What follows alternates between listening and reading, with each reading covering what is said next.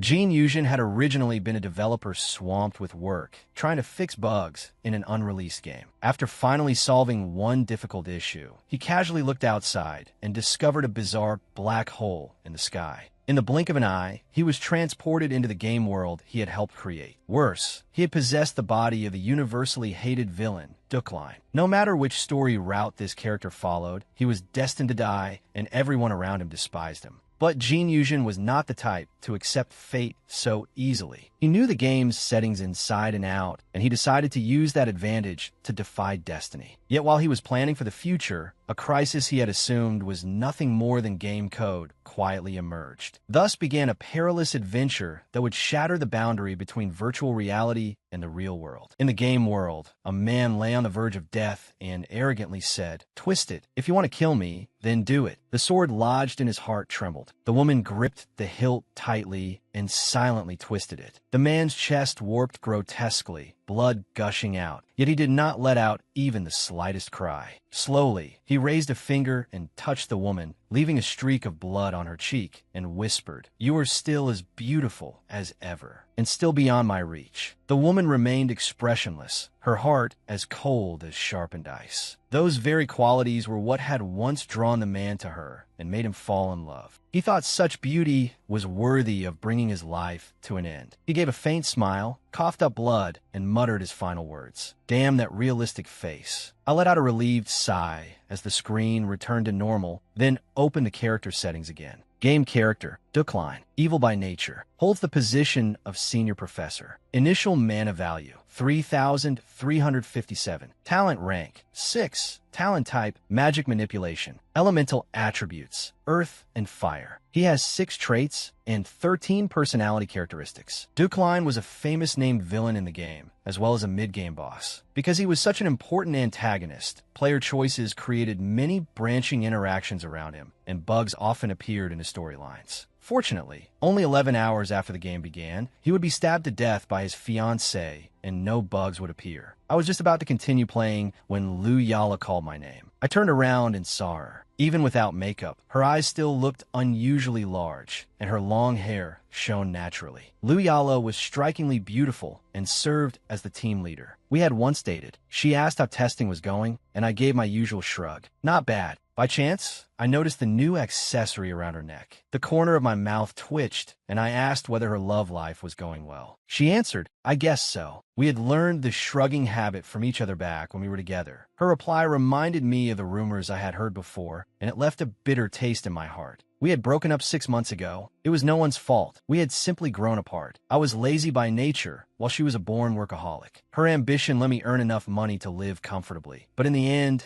she could not accept my personality, and I could not change it. I sarcastically said I hoped she would make it all the way to marriage. She sighed. I even wondered if saying that made me petty. She did not get angry. She just told me to get back to work. The settings had changed, she said, and I might need to update the modeling. I complained that the writer kept changing things over and over, then looked at the clock. It was already 9 p.m. Night had fallen, yet I was nowhere near finished. Lu Yala explained that this was the charm of the game. The more you left Duckline unchecked, the more evil he became. It was easier to deal with him early, and the game's difficulty would change based on the player's choices. Lu Yala asked me whether I knew that Duckline's character model had been based on me. I stared at her in shock. She said that was exactly why she always killed Duckline at the very start of the game. I frowned and looked at the flashing damn face on the screen. I told her I had only met the writer twice. She said the writer had probably seen me somewhere near the office, and added that Duckline's personality was similar to mine too. I pointed out that Duckline's dying words were, "You damned bitch. How are we alike?" She told me to shut up and watch the game, then asked how testing was going. I turned my attention back to the monitor and said that the game itself was fun. It was set in a fantasy world blending cultures from the 14th through the 20th century. It was a large-scale role-playing game focused heavily on story. The essence of the game was that both the difficulty and the story changed according to the player's choices. Perhaps because of that, even though it was a single-player game, its highly advanced AI system made the named characters the center of widespread attention among players. As long as this console game built enough reputation, it could make a fortune online. It was bound to succeed. But I did not like how the entire studio's fate was hanging on this one game. Lu Yala told me not to worry and said gameplay videos were already causing a sensation online. Smiling, I said that was good for me. It meant I might get a bonus. Then I turned toward the window and said I could see the car waiting for Lu Yala. Pointing outside, I joked and asked whether the person inside was less petty than me. Lu Yala smiled and said he was a good person, just not my type. Hearing her say I was a good person too put me at ease. I still felt a little unsettled, but not as strongly as before. After all, she had called the person in the car a good man. If he had been a bastard, I probably would have been even more upset. Lu Yala said she was leaving. I said goodbye. She told me to take care, and then the sound of her high heels gradually faded away. I softly said, "Take care." She could not hear those words. I was only saying them to myself. Feeling a little pathetic, I sighed and focused on the monitor again. This art designer was really ruthless, so this guy was modeled after me. Duklein's 6 traits were intimidation and dignity, boy genius, ordinary mage, strong will, aesthetic sense, and villain's fate. Among them, the combination of boy genius and ordinary mage was particularly awful. When Duklein was young, he had been hailed as a magical prodigy and widely admired. In truth, though, he was no different from any other ordinary mage. Because of his arrogance and noble birth, he eventually developed an atrocious personality. His personality characteristics included elitism, obsessive-compulsive orderliness, competitiveness, noble etiquette, sensitivity, authoritarianism, affectation, composure,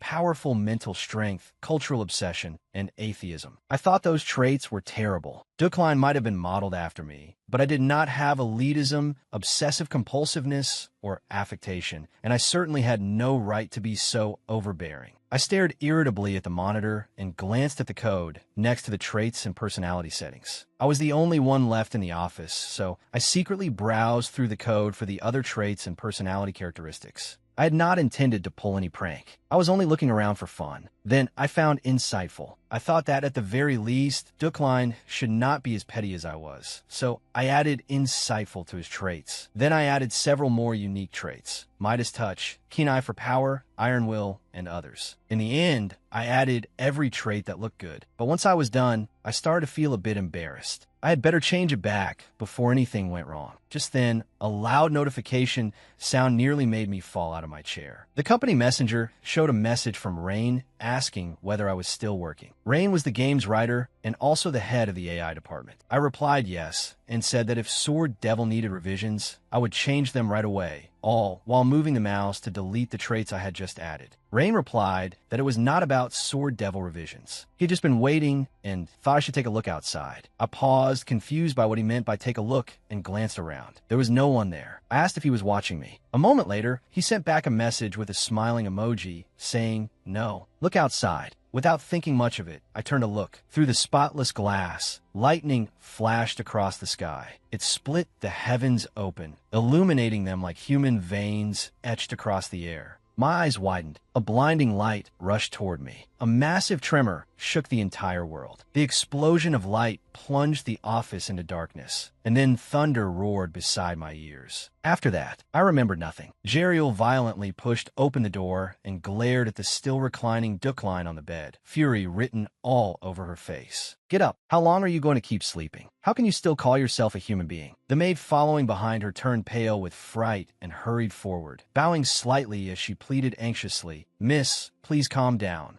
I understood. I had possessed this body for several days already, but it still felt like a dream. Jeriel accused Duklein. "How much longer are you going to lock yourself away because of some woman? Are you trying to disgrace the entire family? I'm leaving the documents here. If you don't want to be thrown out, get up and get to work." Ever since that strange phenomenon had appeared in the sky that day, I had awakened in an unfamiliar place, inside an unfamiliar body. A week had already passed. The familiar scenery around me confirmed it. I had entered the game world I had developed, and I had become the most miserable character in the game, a man who could never escape death no matter what happened. I had become the villain Duklein. A week flew by. Duklein kept trying to figure out why he was trapped inside this game, but got nowhere. He was sure this was not a dream, not a lucid dream, and not virtual reality. The most reasonable explanation was that he had been struck by lightning, and this was the afterlife. In any case, he had become a game character based on himself, Duklein von Greyhand Uklein. Duklein was one of the mid-game bosses. No matter which route the player chose, they would run into him. He was the enemy of countless characters' parents and lovers, and the origin of many different incidents. How had I ended up as such a notorious named villain? The biggest problem was that I had no idea which stage of the game I had appeared in. I only knew my total mana value. I did not even know how to use it. In my current state, I had no power to resist. I was not joking. During development, all of the employees, myself included, had tested the game's story more than 1,000 times. Dukeline survived in only one scenario. He really was a villain created for one purpose: to play the role of the mid-game boss until he was finally taken down. The girl who had left those documents while I slept was my half-sister. While I was absent, she was the true authority of the Dukeline family. Jeriel and Dukeline did not get along. The woman Jeriel had mentioned was probably Yuli. As Dukeline sorted through the documents Jeriel had thrown down, he thought that going to teach class was the right move for now. In the corner of his vision, something flashed: primary survival objective. Become indispensable within the game. Side quest. University lecture. Stored currency plus 0.5. Because of these strange system messages, and because Jeriel had shown up, it was time to act. After all, Jeriel was also one of the possible factors that could lead to his death, and the stored currency mentioned in the system prompt was clearly important in this world as well. Fortunately, the knowledge, attitude, and experience needed for teaching were no problem for him. After all, this body now possessed the trait Insightful. The ability of Insightful was the power to understand all things. It could be activated by consuming mana. Before becoming Dukeline, I had added that trait to him in the hope that he would at least have a little empathy. Since it was an innate trait that only appeared in the latter half of the game, it probably had some hidden use. He decided to take a bath first. Rising from the bed, he walked into the bathroom, undressed, and turned on the shower. The clean environment, the warm water, and the perfectly balanced water pressure all suited his tastes. The bathroom and the clothes were unfamiliar, yet I used them more naturally than I had expected. Normally, my original self would have thought these clothes were far too flashy, but now they felt elegant and comfortable. That too was the influence of Dukeline's intimidation and dignity and aesthetic sense traits. Everything was telling me this was my body. In fact, I was unable to violate the rules of etiquette this body required. Even things that would have made Jin Yuzhin uncomfortable now felt completely natural. Soon after, Dukeline strode forward with a distinct, measured gait. His long legs moved smoothly, and with a posture full of dignity, he stopped in front of the car waiting in the garden. A servant addressed him as young Master Dukeline. The car, which looked like an antique from the early modern era, was a symbol of wealth in this world. Dukeline told the servant to depart. The servant opened the rear door, and Dukeline saw a small, charming figure sitting inside. Beneath the hooded robe was a lovely but stiff, expressionless face. The other person nervously handed over a file and greeted him. "Good afternoon." Dukeline asked whether he was a mage. The other party replied that he had studied under him for 3 years already. Dukeline said it was a joke, gave an elegant smile, and opened the file. He had assumed it was something related to the course, but instead found a detailed lecture script covering everything from beginning to end. He knew Dukeline would not have prepared his own class, since the man was all appearance and no substance, so this script was exactly what he needed. He praised the young mage, which startled him. Then he gathered the courage to offer one more compliment and told him to rest until they arrived. The young mage lowered his head, quiet as a corpse, but the corner of his mouth, visible beneath the robe, curled upward slightly. He was clearly delighted by the praise. What kind of bizarre personality was this? I had only praised him once, and my stomach was already churning. That was Dukeline's true nature. I had already sensed it before leaving the estate. Now it felt as though even my thoughts were being infected by Dukeline's personality. About 30 minutes later, we arrived at the place where Dukeline worked, Imperial University. Dukeline entered the rodeo hall of Imperial University, where he would be lecturing. Standing beside the podium, he said, "I am Dukeline von Greyhand Dukeline. As a senior professor of the Magic Tower, I have been assigned to conduct this lecture. Let us begin." To some people, however, his perfect exterior was nothing more than a false mask. A robed mage cursed under his breath. "You bastard. My father's enemy. We finally meet, Dukeline. 3 years ago, my father killed himself. He had devoted his life to the study of spell interpretation. After his research paper was stolen, he suffered a crushing blow and ultimately chose to end his own life. The one who stole my father's paper became known as a genius of spell interpretation. That's right, I mean that damn Dukeline. But back then, I was powerless. After my father died, I lost everything. Though I had once been a noble, I lost not just my house and land, but every valuable thing I owned. In the end, I had nowhere to go. It It was then that I swore I would take revenge on that despicable man. Since then, I had worked tirelessly day and night, and at last I was admitted to Imperial University, where Dukline taught. I knew the truth that the other students did not. His so-called ability to interpret spells was a lie. It was all stolen glory from my father. After ruining my family, how could he still stand there so shamelessly? The place he stands now should have belonged to my father. I want to expose his lies and kill him right now, but I still have to endure.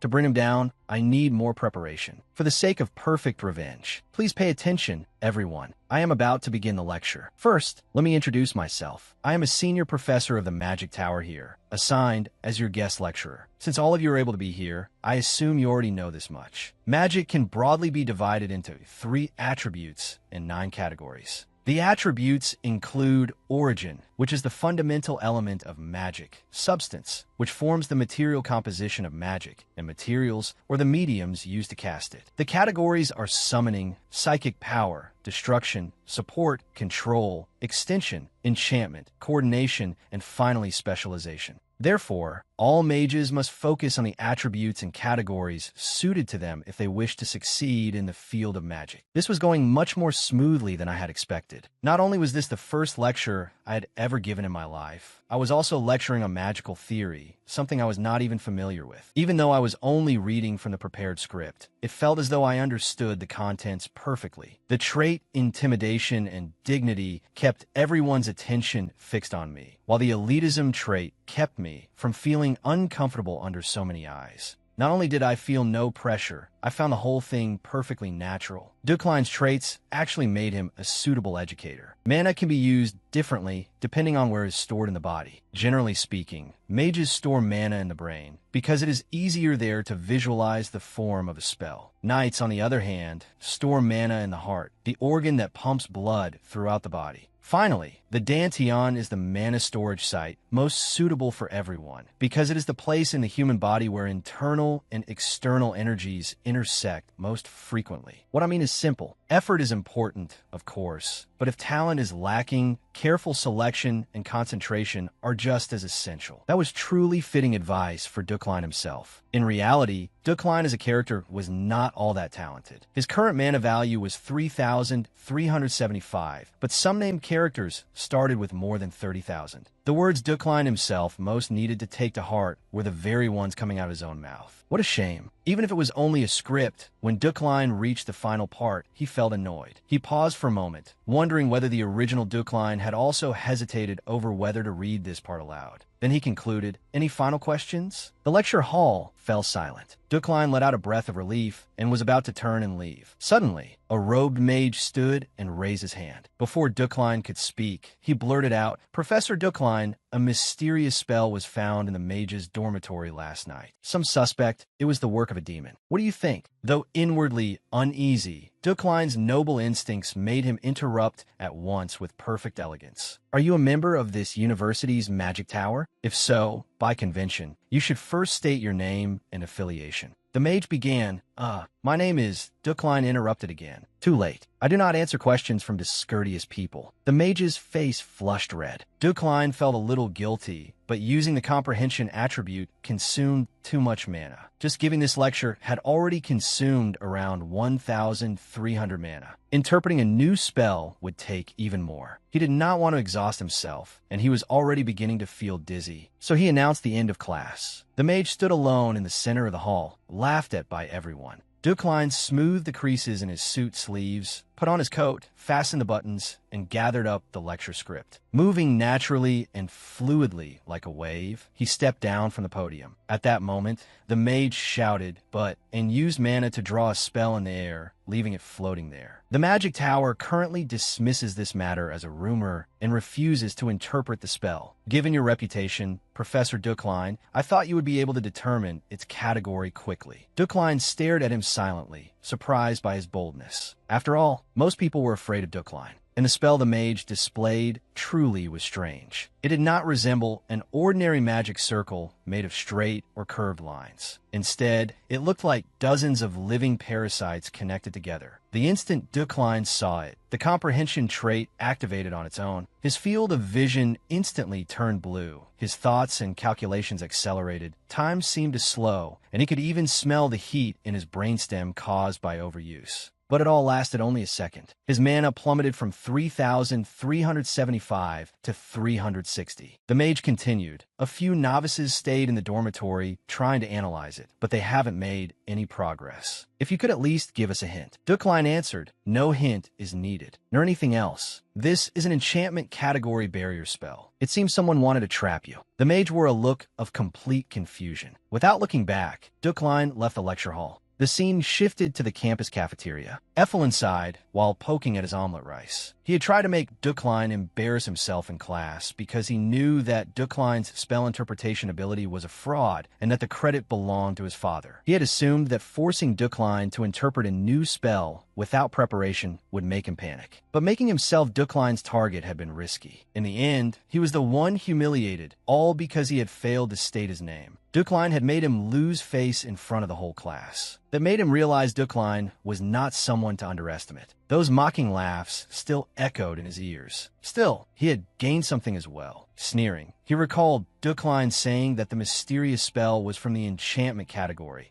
and thought that Ducline simply lacked experience in a situation like this. Enchantment magic was one of the hardest categories of magic. It required massive mana, confused and distorted human perception, was terribly inefficient, and almost always required a medium. Without a medium, casting it was nearly impossible. So he concluded that Ducline was a complete idiot. At that moment, a classmate who had attended the new mage training with him the previous week walked over calling his name. The student said that thanks to him, they had figured out the spell found outside the dormitory door last night. Effelin was bewildered because he had done nothing. His classmate explained that he had asked Professor Ducline about it. Effelin was even more confused. He had only wanted to put Ducline on the spot, not genuinely ask a question. The classmate said everyone else had been too scared to ask Ducline and thought Effelin had been very brave. Effelin asked in shock whether the spell had really been a barrier spell. His classmates said that when they reconstructed it under the assumption that it was a barrier spell, it matched perfectly. He even marveled at how amazing Ducline was, wondering how he had known it was enchantment magic without any medium. Effelin was too stunned to speak. The classmate went on to say they would soon be submitting a research report and would include Effelin's name on it. Effelin first declined, then accepted. Effelin decided Ducline had only guessed right through pure luck. What annoyed him even more was that Ducline's reputation had risen because of it. Refusing to accept reality, Effelin pulled a sheet of paper from his bag. It was a syllabus for the coming term written by one of the Magic Tower professors. The course was Understanding the Attributes of Elemental Magic, ranked as an advanced course open only to upper-level mages. The professor in charge was Ducline von Greyhand-Ucline. Although Effelin's own magic attribute was not elemental, he believed elemental magic was the foundation of all magic, and there was no reason not to take the class if he wanted to know his enemy and know himself. Staring at the syllabus, he clenched his teeth and muttered that Ducline had better wait. After Ducline left the classroom, the system displayed side quest completed, university lecture, stored currency plus 0.5. The protagonist urgently needed to use the bathroom and was frantically searching for one. That reaction showed he was not truly Ducline. Although he had been influenced by some of Ducline's personality traits, he was still largely gene fusion. The cramping in his lower abdomen came from accumulated mental stress that he had not noticed earlier. Even though he was panicking inside, his outer appearance still maintained a model-like, perfect stride as he searched without giving anything away. Suddenly, he saw a woman standing at the far end of the corridor. Yuli had smooth white hair and ice-clear eyes. Jean Yujin walked toward Yuli. Yuli remained standing still. When the two came close enough to reach each other, Jean Yujin stopped first. Yuli lowered his head first and greeted him, saying it had been a long time. Jean Yujin responded, and Yuli asked how he had been. That was a question Jean Yujin could not answer.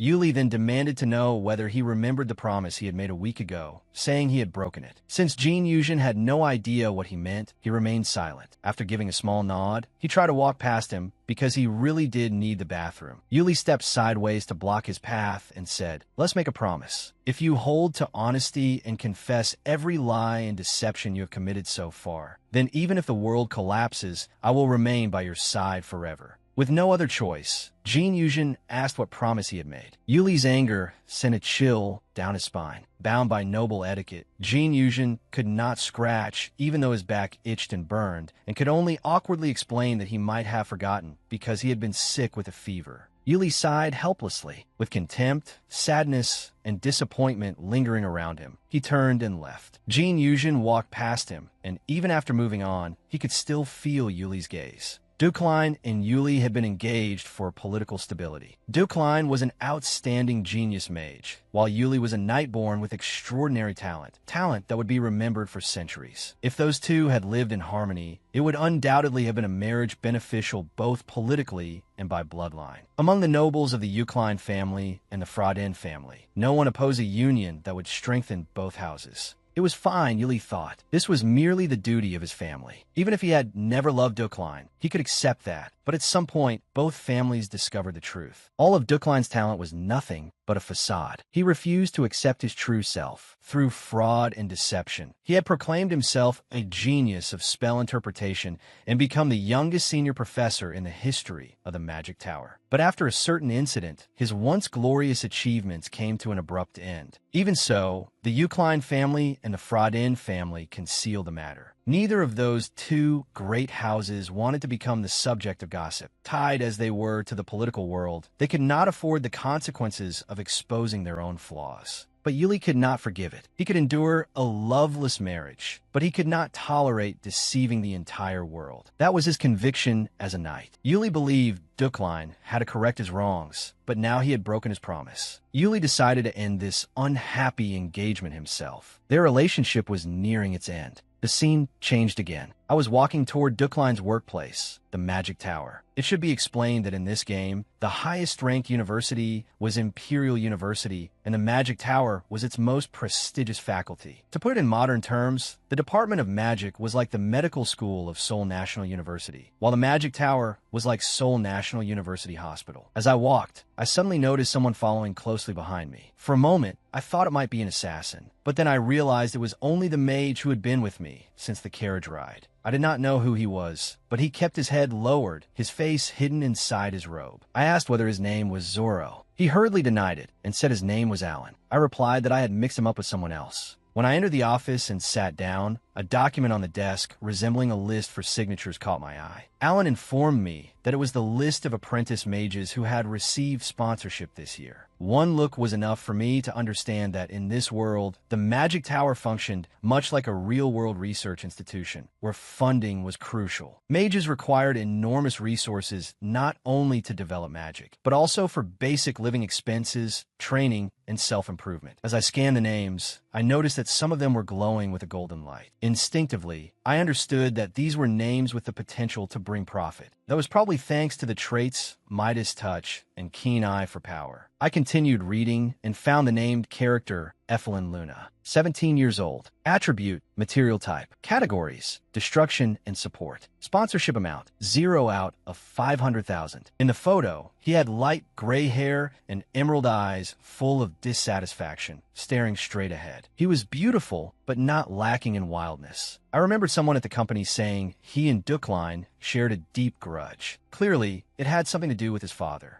I asked Alan why Luna had received no sponsorship at all. Alan did not hear clearly at first, but after I repeated the name, he visibly shrank back. He explained that the other professors of the Magic Tower and the sponsors were all being cautious because of Ducline. Stroking my chin, I fell into thought, realizing that Luna was one of Ducline's enemies. And if I followed the game's original course, I too would eventually meet the same fate at someone's hands, just as Ducline died in various ways throughout the game. Whether he was stabbed through the heart by the Sword Devil, poisoned, or killed in a bombing, the fact never changed. So I needed to make different choices. Choices the original Ducline would never have made. After thinking for a while, I checked several names but listed the sponsor as anonymous. Revealing my real identity and being discovered would only bring negative consequences. Afterward, I told Alan to leave and attend to his own work. Alan answered quickly and left, sounding more confident than ever before. I turned my chair and looked out the window. The view from the top floor of the magic tower was beautiful. I murmured softly, "Survival requires a great deal of money. The more I have, the better. To extend my life, I need to save as much as possible. Among my many enemies, some problems can be solved with money. Fortunately, with the investment trait, sponsoring mages with potential can guarantee returns many times over." Even so, I began to think about what path to take after making money. After all, there were countless named characters who hated me. Any one of them could bring me death at any moment. If I wanted to survive against them, I would need my own strength. The only thing that gave me any comfort was the set of traits he possessed. Though Duckline could not control the four great elements as he fancied, he truly did possess the ability to manipulate earth and fire, and he also had some talent in control magic. On top of that, I had added the Midas Touch trait to this body. It was precisely because Duckline had the magical ability to manipulate metal that he could use the Flying Star Sword. Of course, we called it the Flying Star Sword, but in reality, he was simply using telekinesis. Although telekinesis was a niche branch of magic, its lack of raw power could be compensated for by the quality of the metal used. However, to truly make full use of these abilities, I needed to learn control, a method for manipulating objects. So, I decided to give it a try. All the basic control spells flooded into my brain. I never imagined that an ability I had once only seen in character settings could actually be used like this. Even though this was just a basic skill, if I could achieve this much immediately after learning it, then once I mastered advanced telekinesis, I should be able to approach the level of strength I wanted. Now, how should I make use of this ability? What would happen if I inscribed the entire magic circle onto my body? In this world, the larger the magic circle, the stronger its power. In that case, I could use comprehension to understand my body itself. Rather than inscribing magic circles only on my brain and heart, I could inscribe them on every part of my body to strengthen my telekinesis. Of course, that would very likely cause severe side effects. But thanks to the special trait Iron Body, this body could endure them. Only I could do such a thing. I had about 800 mana left. If it was only a test, that should be enough. I activated comprehension and made my mana flow through my entire body. Excruciating pain swept through me. My bones felt as if they were being crushed, and my muscles as if they were being torn apart. It was pain beyond compare. Yet I did not waver. I did not even let out a single cry. Such was the dignity of a noble. My mana rapidly dropped to 1. Then a wave of extreme exhaustion hit me. I had failed because I lacked enough mana. Still, I made some progress. A magic circle had been inscribed onto my shoulder. At this rate, it would take about 2 weeks to cover my entire body with magic circles. The scene shifted again, this time to 1 month later. At the university's magic tower, Duckline had turned the first class into a self-study session. Effelyn was surprised to find that the classroom looked more like a spacious gymnasium than an ordinary lecture hall. The ceiling was extremely high, and the floor was scattered with water, trees, soil, and all kinds of other materials. The other mages looked both surprised and intrigued. One student pointed at a sign in the center of the room. It read, "The professor wishes to assess everyone's abilities in the first class. This place is filled with various elements. Everyone may freely use whatever they can control." Effelyn frowned as he entered. After confirming the contents, he thought to himself that of course Duckline would do something like this. That irresponsible man had left nothing but a signboard for the first class and made everyone study on their own. Just what kind of person was he? Suddenly, while lost in thought, Effelyn bumped into another woman. The moment he saw who it was, he froze and could not say a word.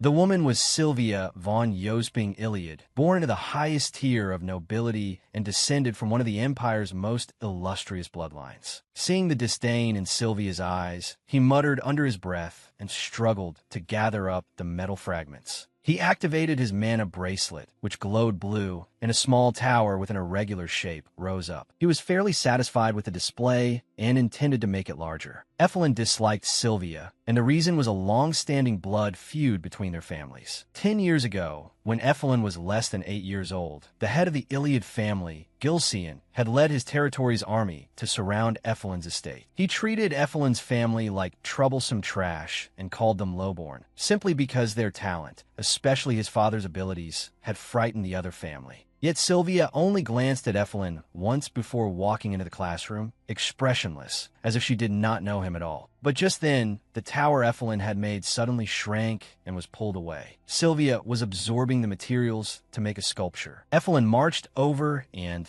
demanded an explanation. Sylvia said she had assumed it was scrap metal. Evelyn suspected she was pretending not to know him and mocked her, asking if she was afraid of being surpassed. He had only resumed studying magic 3 years ago after a 7-year interruption, while Sylvia had been receiving elite training from high-ranking mages the entire time. Sylvia replied that she did not know who Evelyn was, but she knew his father. She then called his father an arrogant fake noble and added that she had heard he was already dead. The moment Evelyn heard that, his reason snapped. His bracelet filled with mana as he thrust out his hand, and the gathering magic formed a halo. Someone shouted a warning to Sylvia. Sylvia effortlessly neutralized the attack. Cursing furiously, Evelyn even rolled up his sleeves. Sylvia rebuked him for his insolence. Evelyn shot back, asking whether she did not know that titles meant nothing inside the magic tower, and taunted her to see if she wanted to witness something even more insolent. Then Evelyn suddenly seized Sylvia by the hair. Sylvia threatened to cut off his wrist if he did not let go. Evelyn replied, "Then do it." Sylvia fell silent. Their fierce exchange did not draw much attention from the others. Instead, one student suddenly shouted for everyone to look over there. The crowd's attention shifted to the disturbance elsewhere. Evelyn and Sylvia also turned to look and saw that where their mana had collided, a hole had appeared, one that was sucking in the surrounding objects. Inside it, everything was being noisily ground apart. Metal glowed red hot. Someone shouted, "It's going to explode. Run." The mages hurriedly constructed defensive barriers. Then came the sound of twisting metal, followed by a tremendous explosion. Evelyn hid behind the protective barrier cast by his bracelet, silently counting the seconds. Yet the expected impact never came.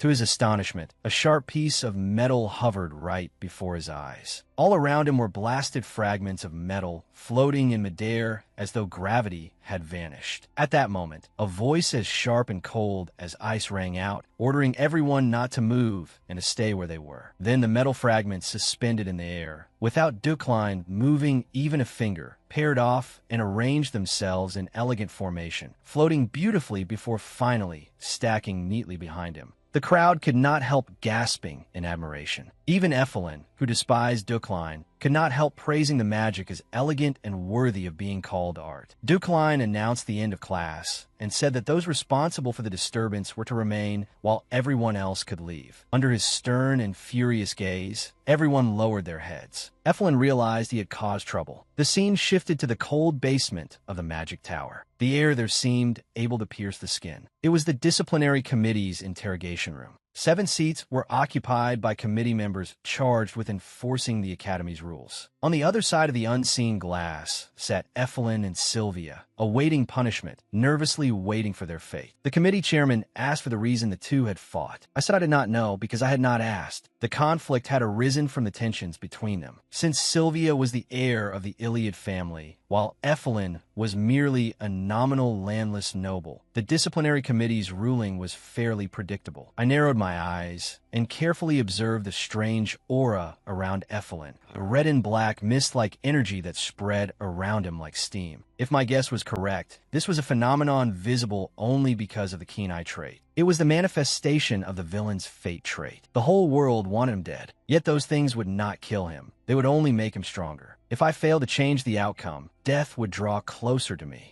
At that moment, the disciplinary committee was preparing to begin deliberation on the newly admitted mages Evelyn and Sylvia. The hearing was heated from the start. Lei Ling loudly condemned the act of fighting in the classroom and using magic, saying that if Senior Professor Duckline had not intervened, someone might have been hurt. He asked why they had fought. Evelyn shot Sylvia a sidelong glare. The reason was that Sylvia had insulted his father. But with Duckline seated beside Lei Ling, Evelyn could say nothing. Even if Duckline had not been there, he would not have wanted to talk about his father. He did not want to use that as an excuse to escape punishment, so he answered only that he could not say. Lei Ling's face twisted with anger as he demanded to know whether Evelyn was making a fool of him. Then he asked whether the fight had broken out from jealousy. Evelyn kept his mouth shut and lowered his head. Lei Ling then turned to Sylvia. Sylvia said that during class, she had accidentally damaged Evelyn's work, which had then led to the argument. After hearing that, Lei Ling scolded Evelyn, saying he had caused such a huge commotion over something so trivial, and that as a nobody, he probably had anger management issues. Evelyn clenched his fist so hard that he tasted blood in his mouth. The committee chairman then asked for Ducline's opinion, since it had been his class. Ducline's gaze shot through the glass toward Evelyn. Evelyn's heartbeat quickened. All he could do was leave it to fate. But Ducline turned instead to Sylvia and asked whether she bore any responsibility for the situation. That took Evelyn by surprise. He had assumed Ducline would vent his anger on him, yet now he was questioning Sylvia.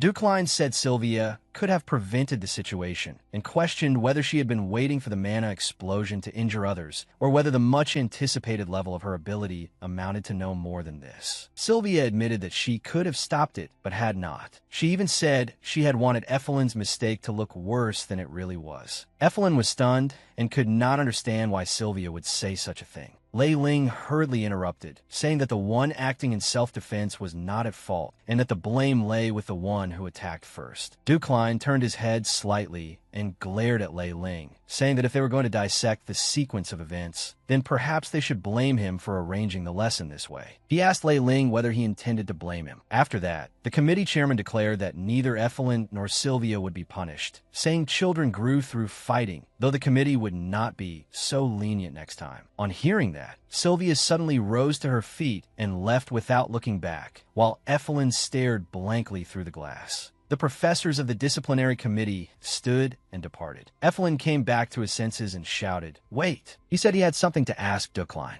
Ducline let out a faint laugh, so soft it was almost inaudible, and said that so it had been Evelyn in the lecture hall that day. Evelyn shuddered with fear, but still said he had a question. He wanted to ask Ducline whether he remembered the surname Luna, and whether he knew his father, who had suffered under his oppression all his life and committed suicide 3 years ago in bitterness. Yet, as Evelyn hesitated, Ducline cut him off and said there was no need to ask. He added that Evelyn was a gem and should not waste his talent. With that, he turned and left. Evelyn was unable to stop him. In the now empty interrogation room, Evelyn thought over Ducline's words. He became certain that Ducline knew both him and his father, and took it as a small measure of pity born from feeling some responsibility for his father's death. Evelyn felt anger and confusion, and sadness too, because he could not reject that pity. But in the end, he also felt relieved. It was enough that Ducline knew. He wiped the tears from the corners of his eyes, rubbed his reddened nose hard, and then left the interrogation room. In the carriage, her father personally held the reins. Sylvia sat in the front passenger seat, gazing out the window. Grecian asked Sylvia whether she had done it on purpose. Sylvia quietly nodded. Grecian said he understood. She might have talent, but it was already too late. He then recalled the day of the Academy entrance exam 10 years earlier. During the talent assessment in the Iliad territory, 2 exceptionally promising candidates for Great Mage were discovered. One was Sylvia. The other was Luna, a distant and estranged member of a branch of the Iliad family. Both possessed outstanding talent, and rivalry soon arose between them. In the realm of magic, the peak immortal rank is eternity. Those who reach it are transcendent beings, ones even the Emperor cannot easily provoke. Those who attain that realm are called Great Mages, and their names are engraved into the history of the continent. By tradition, there can only be 3 great mages in the same era. It has nothing to do with category or attribute. It is simply an unspoken rule of the magical world. At that time, aside from Demikin, who had already reached the eternity rank, there were still 2 vacant seats.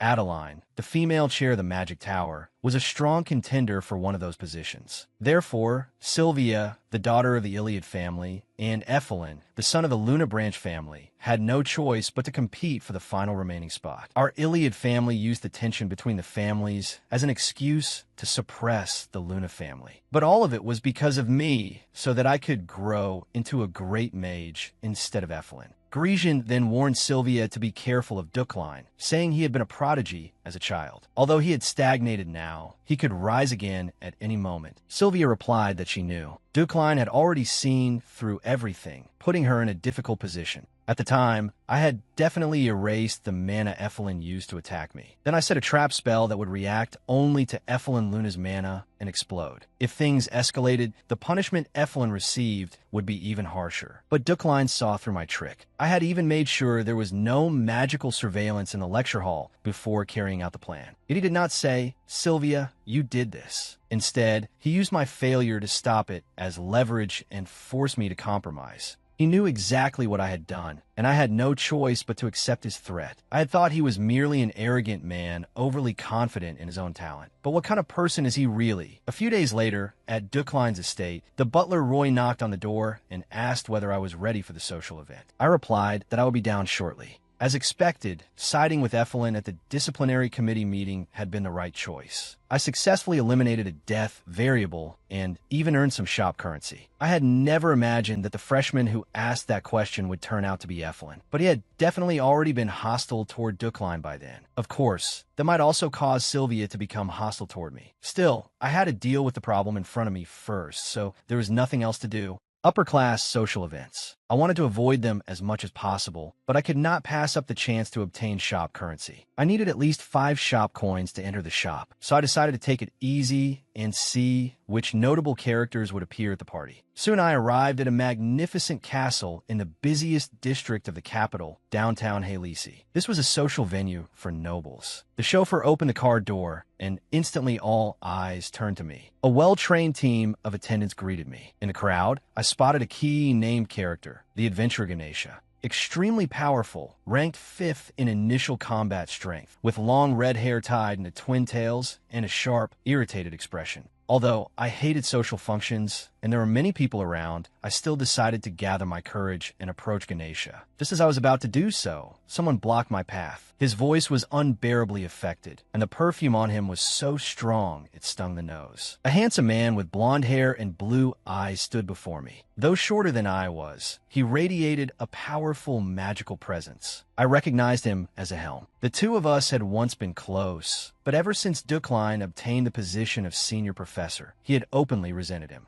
Helm greeted me, saying it had been a long time, and asked how my teaching and research were going. He mentioned hearing there had been an incident in my first class. I replied that it had already been resolved. Helm then pretended to be concerned, saying that lately some boors had been questioning my reputation, and that he was eagerly awaiting the results of my great magical research. He guessed I must have been immersed in study and had achieved a major breakthrough, even though it had already been nearly 3 years. He also hypocritically added that if my important research was too complex and I could not find a breakthrough, I need only ask, and he would help immediately. His words dripped with sarcasm. Such provocation might have worked on the original Duckline, but to me it meant nothing. And to be fair, he was not wrong. The rumors he mentioned were basically true. I looked past his shoulder for Ganesha and found that Ganesha had disappeared. Helm continued, saying that if I remained so lofty, arrogant, and rude, no one in this world would ever appreciate me. He added that losing favor in noble society was common, and that I ought to give up my absurd research into pure elemental creation. The back of my neck grew hot. Because of him, I had missed Ganesha, and he still would not stop talking. I stepped toward him and told him to mind his own business and get lost, calling him rotten cheese. He stammered when he heard that. I left him behind and strode away. Once I had shaken off Helm, a mass of nobles swarmed toward me as if they had been waiting for it. This was exactly why I had not wanted to come to a social gathering. So I began looking for a place with no people around. After going up to the quiet 3rd floor, I leaned against the corridor window and caught my breath. At that moment, Ganesha called my name. I turned around and was surprised to see him. Ganesha widened his eyes and walked over, asking what I was doing here. Expressionless, I answered that I was lost. He thought I was joking and assumed I had been looking for him. Ganesha stood beside me. I glanced sideways, and he mistook it for a glare. Smiling, he pressed his hands together and apologized for the previous job, saying he had returned the advance payment and the penalty fee and asked me to let him off this time. When I said nothing, he puffed out his cheeks, his twin tails swaying, then said he'd seen a highly gifted girl I had been searching for in the archipelago. He could not be certain it was magical talent, but the girl was extraordinary. He also apologized for not bringing her to me, because he had grown attached to her and could not hand her over. So that was what he meant. Dukline had originally planned to use the same old trick again. He had tried to exploit talented children to make up for his own lack of achievement. Ganesha asked how long I intended to keep living like this. I did not respond. Before I possessed Dukline's body, this man had accepted the flattery of people who were useless to him. He had betrayed the trust of those around him and hurt many people for the sake of his own reputation. I told Ganesha that from now on, I planned to live differently. He was surprised and said he had thought I would send someone to kill him. He said he had come specifically because he was curious why I had not sent assassins after him. Why would I try to kill him now? With his strength, that would be suicide. I did not know what the original Dukline would have done, but Ganesha was a named character. A single hair from him could kill. His traits included the famous all-round master and indestructible. Dukline probably had not sent anyone to assassinate Ganesha, only because I had possessed his body. If he had, those people would already be dead. I started walking toward the stairs. Behind me, Ganesha asked whether he could trust that I would not plan an assassination or have him expelled from the guild. I said that would be beneath me, then kept walking. I could feel his gaze on the back of my head. Then I heard him mutter whether I had eaten something bad. Just as Ganesha said, with the power of the Ucline family, I could pressure him through the Adventurers Guild. But if it went badly, it might trigger a death variable.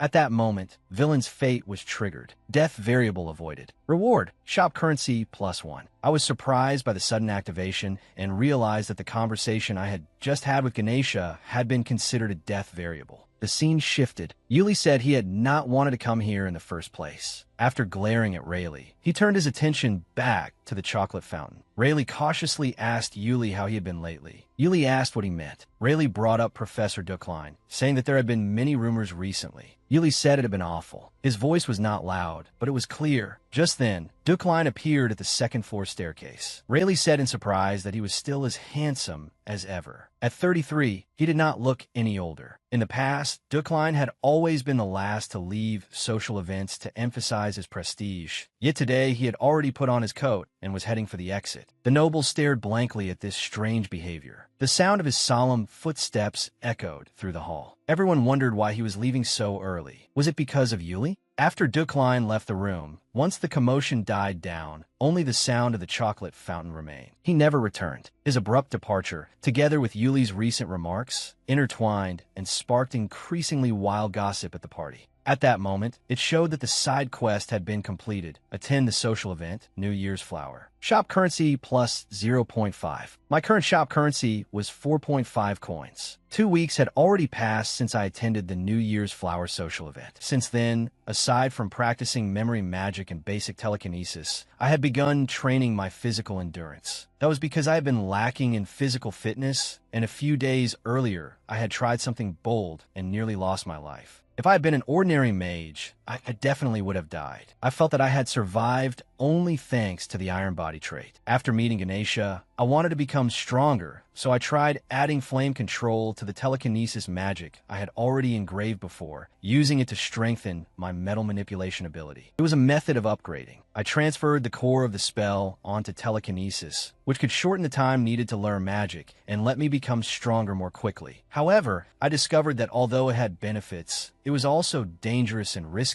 because the burden it placed on the body was too great. Therefore, training my body became just as important as improving my magical abilities. Since then, I had developed a habit of morning exercise. The next day, I arrived at the magic tower early in the morning and sat down at my desk. Just then, Alan entered with an envelope in both hands and said that a letter had just arrived from the magic tower. It was an official notice from the magic tower. More precisely, it was from the Professor Qualification Review Committee. A hearing would be held in 6 months to review Senior Professor Dukline's research progress. I was to prepare all relevant materials for the review hearing. The fact that such a hearing was taking place showed that even before I transmigrated here, Dukline's research had already stagnated. This was very unfavorable for me. If the identity of professor was a prerequisite for completing the mission, then losing this job could mean losing my chance to return to the real world. I hoped I could at least find something useful in Dukline's laboratory. I came to Dukline's private research lab. It was a complete mess, as though it had been abandoned for some time. If Dukline came here often, the laboratory could not possibly look like this. I noticed golden bubbles rising from a floor tile. Using magic, I lifted the tile and found underneath it a hard, dried mass like a crusted lid of filth. After cleaning away the grime, I found an old, battered briefcase beneath it. When I opened it, I saw a bundle of encrypted documents inside. Everything was written in code, as if meant to conceal the contents of the research. Using the comprehension trait, I broke the cipher. My mana was rapidly drained, and when the contents appeared, a dazzling golden light shone out. Both the Midas Touch trait and another Keen Sense trait reacted intensely to it. This was definitely an extraordinary study. However, the research was incomplete. Some pages had been torn out, some sections were blank, and part of the theory was outright wrong. Even with those flaws, if the Midas Touch trait was reacting this strongly, then this research was certainly no simple matter. In the corner of the briefcase was a worn pendant holding a photo of a woman and a child. I recognized the child as Evelyn. I guess this was why Luna held a grudge against Duckline. Mixed emotions rose in me. I thought that, using the power of comprehension, I could complete the research and finish the paper, and I would list the relevant people as co-authors. Then I put the documents and pendant into my bag and left the laboratory. Meanwhile, the newly enrolled mage students were chatting at the campus cafe, light and coffee. Julia said that this year there were only 30 commoners, and that if they were not united, they might suffer unfair treatment. She asked whether Evelyn would join.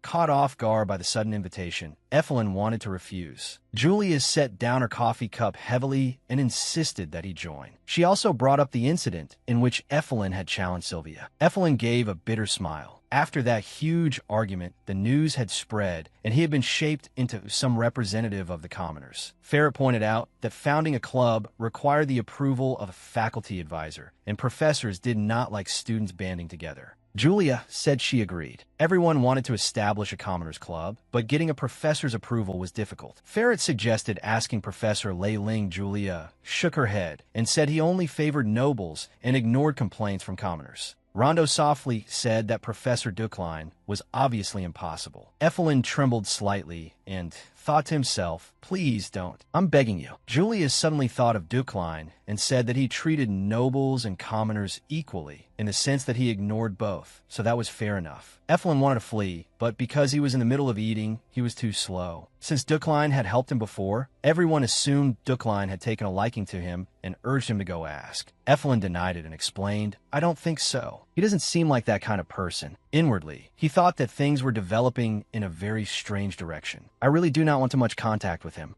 With that thought, Evelyn bolted out of the cafe. Julia chased after him with the proposal in hand. She grabbed Evelyn's arm, and while they were struggling, her expression suddenly changed. Evelyn froze, then raised his head uneasily. He saw a man in a perfectly tailored suit, with a noble tie bearing a golden emblem, a neatly arranged collar, and a sharply defined jaw. Finally, he recognized him as Duckline. Duckline was looking down at him with a cold, razor-sharp gaze. That look nearly made Evelyn faint on the spot. His classmates had already vanished, having quietly slipped away. Duckline told him to move aside. Yet that only strengthened Evelyn's resolve. He felt that he should not be the one to give way. It should be Duckline. Evelyn bit his lip, raised his head, and gripped the paper tightly in his hand. He had intended to use only one hand, but instead he very politely raised both hands and told Duckline that he wanted to establish a club and needed his signature as the faculty advisor. He also promised that he would not trouble him, and that he only needed Duckline's signature because the other professors did not approve of a commoners club.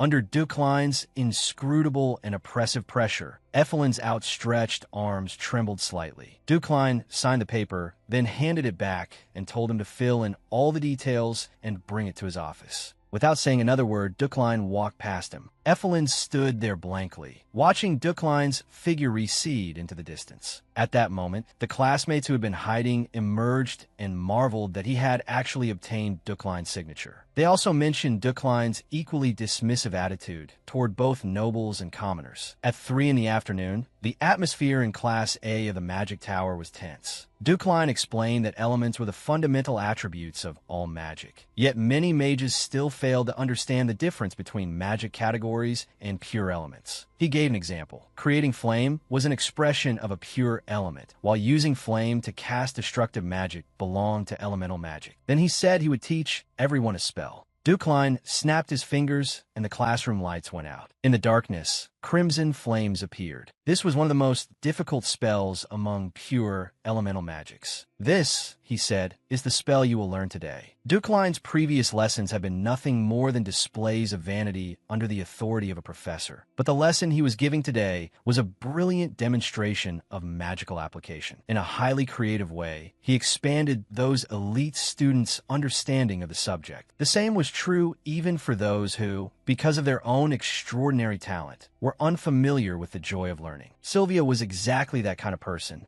Ducline then said, "As you all know, this is the magic circle for creating water. But if you add these lines to the fire magic circle, this is what happens." It was flowing. The flame was flowing like water. It was simply unbelievable. This lecture was packed with an immense amount of theory. Most mages who were called geniuses controlled magic by intuition, so to them theory was merely a prison of constraints. If all mages strictly followed theory, then all spells would be trapped within fixed frameworks, endlessly repeated and copied. The reason this had not happened was that excessive focus on theory reduced the time available to learn practical magic. Understanding all magic through theory was an inefficient method. It only hindered a mage's training. This was the paradox of magic. In the end, becoming elite required exceptional intuition, but those elites were unable to explain their intuition to others. For someone whose own talent had long been questioned, being able to deliver such a theoretical lecture was almost unbelievable. After class, Effelin dragged himself to the front of his dorm room. He saw that the door was covered in red graffiti. Messages like, "Who do you think you are? How dare you oppose her? Get out of the magic tower," and "Idiot" were scrawled all over it. It was obviously written with markers by Sylvia's supporters. Effelin clicked his tongue, erased the graffiti with magic, opened the door, and found an envelope lying on the floor. Inside was a University Magic Tower sponsorship certificate. At first he thought it might be a prank, because he was being watched by both the Iliad family and the Eucline family. No one would be foolish enough to sponsor him, but the certificate looked detailed and not at all fake. He even suspected that the other party had forged the seal as well, so he decided to report it. He thought that at the very least he might get some kind of reward. Effelin came to the Magic Administration office near the dormitories and reported to the desk clerk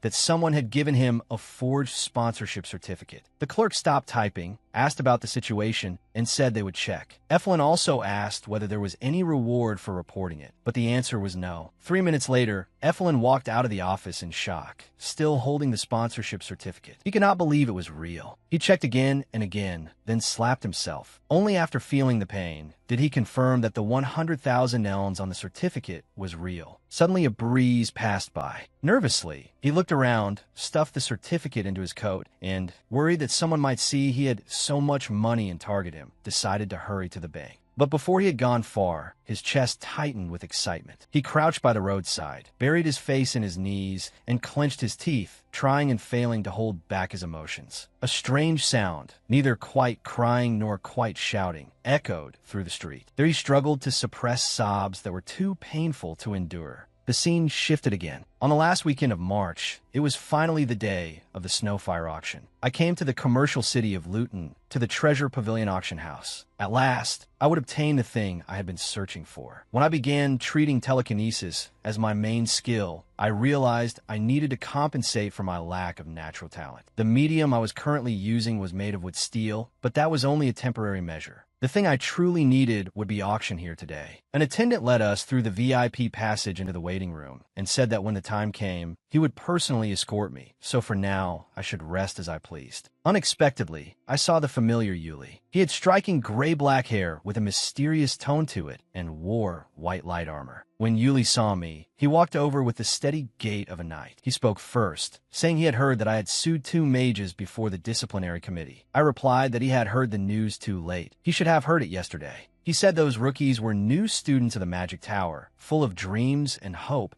and told me not to crush their enthusiasm or repeat past mistakes. This, he said, was his final piece of advice to me. Final advice. Yuli was declaring his final decision to me. He had surely decided to end his long-standing relationship with Ducline. Actually, that was a good thing. It was the same for me. No matter how beautiful he was, that was not enough reason for me to marry him. I had never even been married in my previous life, let alone now. And besides, there were too many factors around him that could get me killed. He himself was one of them. I might even die at the wedding. Watching his departing back, I suddenly asked out of curiosity whether he had come to the auction to see me. Yuli turned around and loudly said that I was joking. He added that he had not come here to see me, and that if I thought so, I was mistaken. I nodded in response. Yuli looked at me strangely for a while, took a few steps back, but still lingered nearby. After a while, he returned and awkwardly explained that he had his own reasons for being here. I said I understood and that he did not need to repeat himself. Yuli pouted and left. I felt he had misunderstood my meaning from the start. The way he muttered under his breath was inexplicably cute.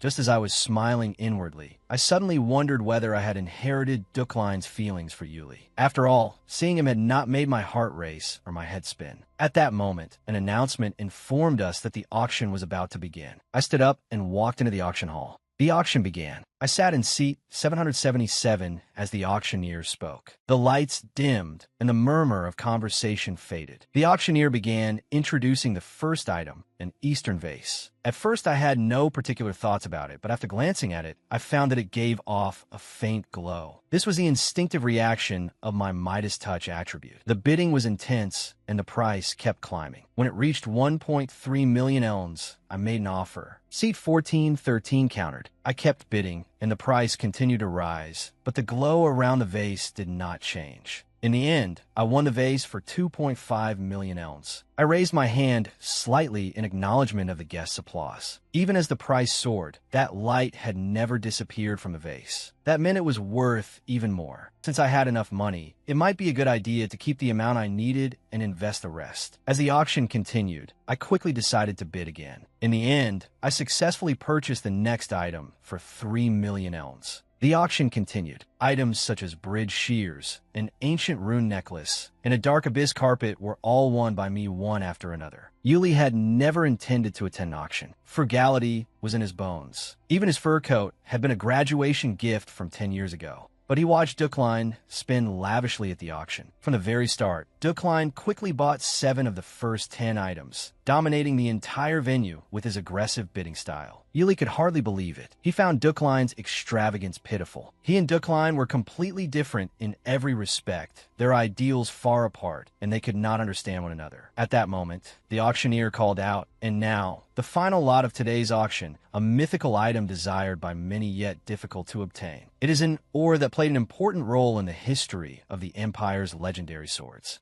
The Winter Banquet Snowfire Stone, imbued with natural magical power. It is one of the rarest metals in the world, usually used to forge bladed weapons, such as swords. Just as its name suggests, it is a contradictory and rare material possessing both cold and scorching properties. The only sword material ranked above it would be legendary substances like dragon bone. That was why Snowfire Stone was, in practical terms, the finest material one could obtain in reality. As soon as the Snowfire Stone appeared, seat 1089 was the first to bid, offering 5 million elns. I saw that seat 1089 was Yuli. His hair was glossy and arranged neatly, and he wore a white outfit resembling armor. His eyes were full of resolve. Yuli participated enthusiastically in the auction, bidding without any strategy. Because the item was so precious, the competition was fierce, and the price quickly soared to 30 million elns. Most bidders gave up. Yuli was starting to feel optimistic, but then I bid 31 million elns. Yuli widened his eyes and searched for seat 777. When he saw me, I turned and met his gaze. Though I was as cold as ever, Yuli felt he understood my intention. He then bid 32 million elns. I bid 33 million elns. After that, it became a contest between the two of us. Every time I raised the price, Yuli followed. When I bid 37 million elns, Yuli's hands began to shake. His balance was running low, but he still did not want to lose. He bid 38 million elns. I immediately countered with 39 million elns. Yuli's shoulders twitched, and the noise in the room died away. Everyone held their breath and watched him. After taking a breath, he decided not to give up and bid 40 million elns. I closed my eyes and thought, considering how much Yuli wanted the Snowfire Stone, if I won it, he might end up resenting me. But I believed in Yuli's character, and I was also in a bidding war. Yuli's head trembled with tension, his breathing heavy, his emotions plain for all to see. Just when everyone thought the Snowfire Stone would be sold to seat 1089, I bid 42 million elns. In the end, the Snowfire Stone became mine. After winning, I remained calm and answered the guest applause with a dignified nod. The auction continued, but neither Yuli nor I found anything else of interest. Judging that the later items were overpriced, I waited patiently and elegantly for the auction to end. Seeing Yuli's reddened, trembling head, I felt a strange concern. The auction ended, and Yuli stood up to leave. I blocked his path and said, "Congratulations." I also asked whether he had wanted the Snowfire Stone as well. Yuli did not respond. My words stirred up his emotions and made him remember that terrible memory from the day of our engagement. Back then, I had said that if he wanted it, I could give him everything on display. But what he had felt was humiliation. Later, malicious rumors spread, saying that as a condition of marriage, he had obtained his position through me. Those words tarnished his faith. He thought I was a fool, and that no matter what happened, he would never love me. At that moment, I said, "I'm sorry," and then turned and left. Yuli was confused, but also relieved as he walked toward the lobby. He sighed because I had taken the Snowfire Stone. He had been waiting for it for a long time. It only appeared once every 2 years and was auctioned again only after 3. As he walked out of the hall, a carriage approached. The rear door opened, and Yuli's older sister, Josephine, called his name with a smile and told him to get in. The scene shifted again. The driver informed me that we had arrived at the estate. I had been so deep in thought that I had not noticed. I got out of the carriage, crossed the garden, and headed toward the main house, only to find the servants anxious at the door. When they saw me, they hurried over to tell me about Miss Jeriel. Without asking further, I went upstairs and dismissed the servants who followed me. When I opened the door, I saw Jeriel's dark silhouette standing in the middle of the sitting room under the moonlight. Jeriel spoke first, her voice dry and hoarse. She said that money was earmarked for the acquisition of the Jelen mine. I had said I would keep it safe, but that was not what happened. As she spoke, tears welled up in her eyes. No wonder. Even for a personal account, the amount had been far too large. I had been too careless. I told Jeriel not to worry. The things I bought would definitely make a profit and could be sold for 2 or 3 times the purchase price. But Jeriel would not listen. I heard the sound of something tearing, and after bursting out, Jeriel breathed heavily. She said I treated her like a trash bin, as if the only meaning of her existence was to clean up my messes. She shouted that aside from that, the family's financial situation was already strained. She and the servants had all been working desperately just to keep the family from collapsing. Yet I'd spent all that money in a single day and still thought I had made a profit. How idiotic and foolish did I have to be to gamble away the family's money like that? At that moment, red energy erupted from Jeriel. Villain's fate was manifesting, but mixed within that red energy was golden light. The power of Midas' touch had also appeared.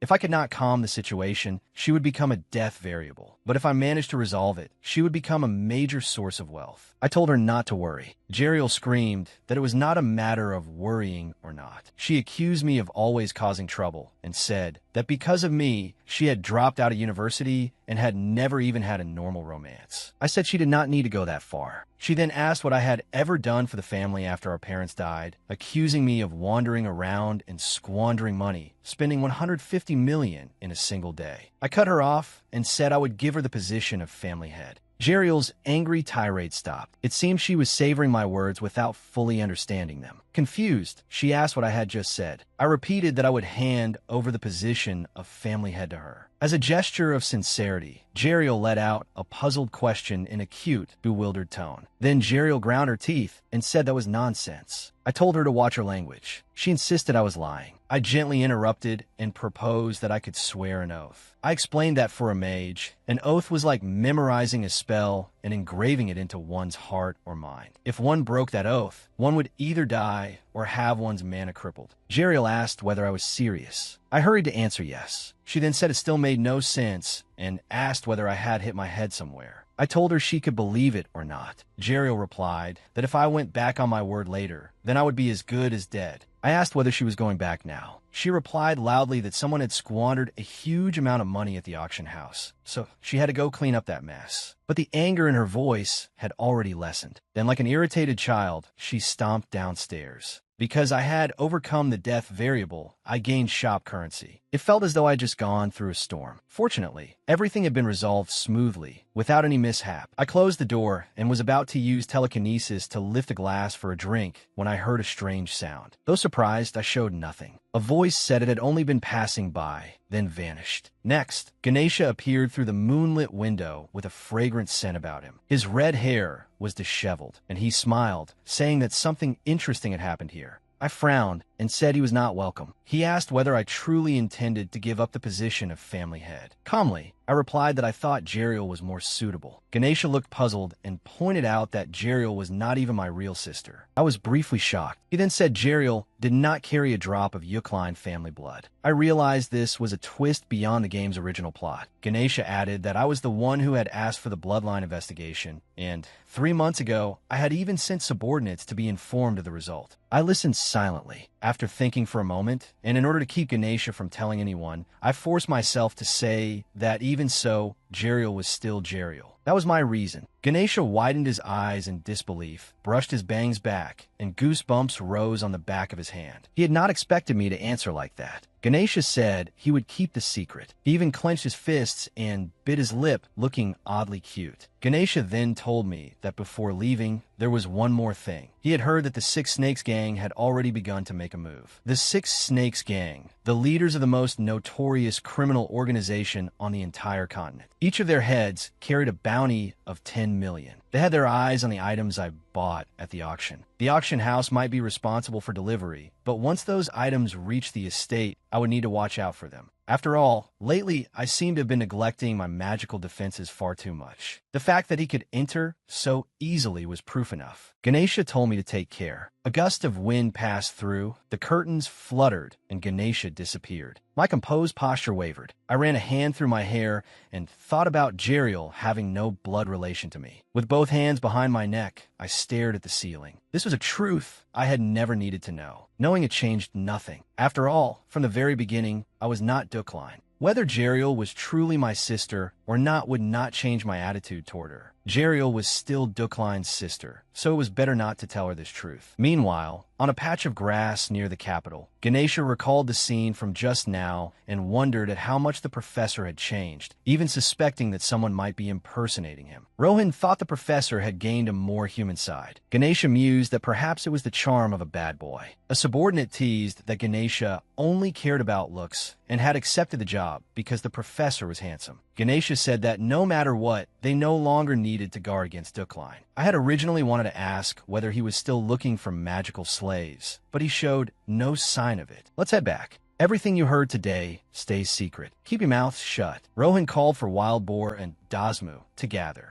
The four of them turned into blue particles and were teleported elsewhere. The next day, when I arrived at the Magic Tower, I sat in my office chair and stared blankly ahead. My level 1 system shop had opened. I could finally use the system shop, but I did not have enough currency to buy what I needed. The system shop allowed characters to use the shop currency they obtained to strengthen themselves. As the game progressed, both the player and named characters could use this shop to increase their power. However, opportunities to use the system shop were very limited. At most, it could only be used 6 times before the game ended. That was because the shop could only be used once each time it leveled up, level 1, level 3, level 6, and the amount of currency required for each upgrade doubled every time. In addition, each shop level could only be used once. I knew very clearly which enhancement option was the best. What I needed to become stronger was an increase in mana quality. There was no need to consider anything else. The other options were only useful for certain character builds. This was the only practical choice, but increasing mana quality required 10 coins. So I only needed to collect 4 more coins. Just then, there came a knock at the door, and it opened immediately. I unwalked in hesitantly. "Professor, it's about this. I just got it from the front, but I think you need to be careful." It was an article from today's Wizard Daily. I took the paper and saw the headline. "Wizard Killer Rokark appears on the outskirts of the Imperial capital. Please avoid going out unless necessary." Wizard Killer Rokark. He was the most dangerous character players encountered from the early to middle stages of the game, especially deadly to mage players. Was he already starting to appear now? Of course, if I were just an ordinary mage, he would definitely be dangerous to me. But in my current state, I did not need to worry about him. On the contrary, I should look forward to meeting him, because that way I could obtain some shop currency from him. Don't worry about the wizard killer. I'm going to the library. You head back as well. Just as I walked up beside Alan, I smiled and asked whether he would be interested in being appointed assistant professor. Alan tilted his head in confusion and said he had not heard me clearly. Once he understood my intention, he stammered, "But professor, you said I had no talent." I went on to explain that it had always been a test. Only through his diligence had he been able to pass my trial. Before he could continue questioning me, I sternly cut off his doubts and handed him a bracelet as a gift. The bracelet was nothing particularly special, but I had ordered it from a nearby jeweler and had the Eucline family crest engraved on it to make sure he would stay. Alan nodded repeatedly and bowed deeply 3 times in response. Alan was highly capable. Organizing documents and handling miscellaneous work were no problem for him. The bracelet bore the Eucline family crest. Someone that useful could not simply be allowed to leave. Up to now, those who had trembled under Ducline's foul temper had eventually been unable to endure it and left. Because Alan was doing the work of several people by himself, he could run away at any time. I took out some money, handed it to Alan, and said, "Go home early today. Use this to buy dinner." Holding the money I gave him, Alan said, "Professor, this is too much." I did not respond. I simply pushed open the door and headed to the library. The reason I had come there was to complete Luna's thesis. The paper I found in the lab was about pure elemental creation. However, that paper had too many theoretical errors and gaps, so I had to fill them in. It would be even better if, in the process, I could also find some good magic books related to manipulation magic. "Why are you in the administrative staff reading room?" The novice mage Sylvia. About 10 minutes earlier, Sylvia had arrived at the staff-only library. The librarian told Sylvia that it was a library reserved for administrative staff and open only to professors, and asked Sylvia to wait while a call was made to ask for permission. After communicating with the professor through a crystal ball, the librarian smiled and told Sylvia that permission had been granted. Sylvia's hobbies were the study of literature and language. She had specifically come to the staff-only reading room to look for materials that would satisfy both interests. More specifically, she wanted to read a novel written in Edenile. Since the disappearance of the elves, novels written in Edenile had greatly increased in value, becoming rare and difficult to find. That was precisely why Sylvia had entered this management-only reading room, a place she ordinarily could not access. Of course, she had not expected to run into Ducline here. Ducline said that, as far as he knew, this was an administrative library. Many documents here were confidential, and anyone other than faculty members was strictly forbidden to enter. Violators would be severely punished. Sylvia said, "I came in to look for some specific literary materials. Professor Lei Ling gave me permission." Ducline replied, "So you're saying a professor ignored school regulations, and the librarian turned a blind eye as well? In that case, they should face the corresponding disciplinary action too." Sylvia then honestly admitted that she was looking for a specific book. Then the book in her hand floated up and drifted into Ducline's hand. Ducline suddenly began reading its contents aloud. When he reached the line, I took off his clothes. He stopped, closed the book, and said that he had not expected Sylvia to enjoy sentimental romance novels. Sylvia stared in confusion, eyes wide, moving her lips soundlessly and shaking her head,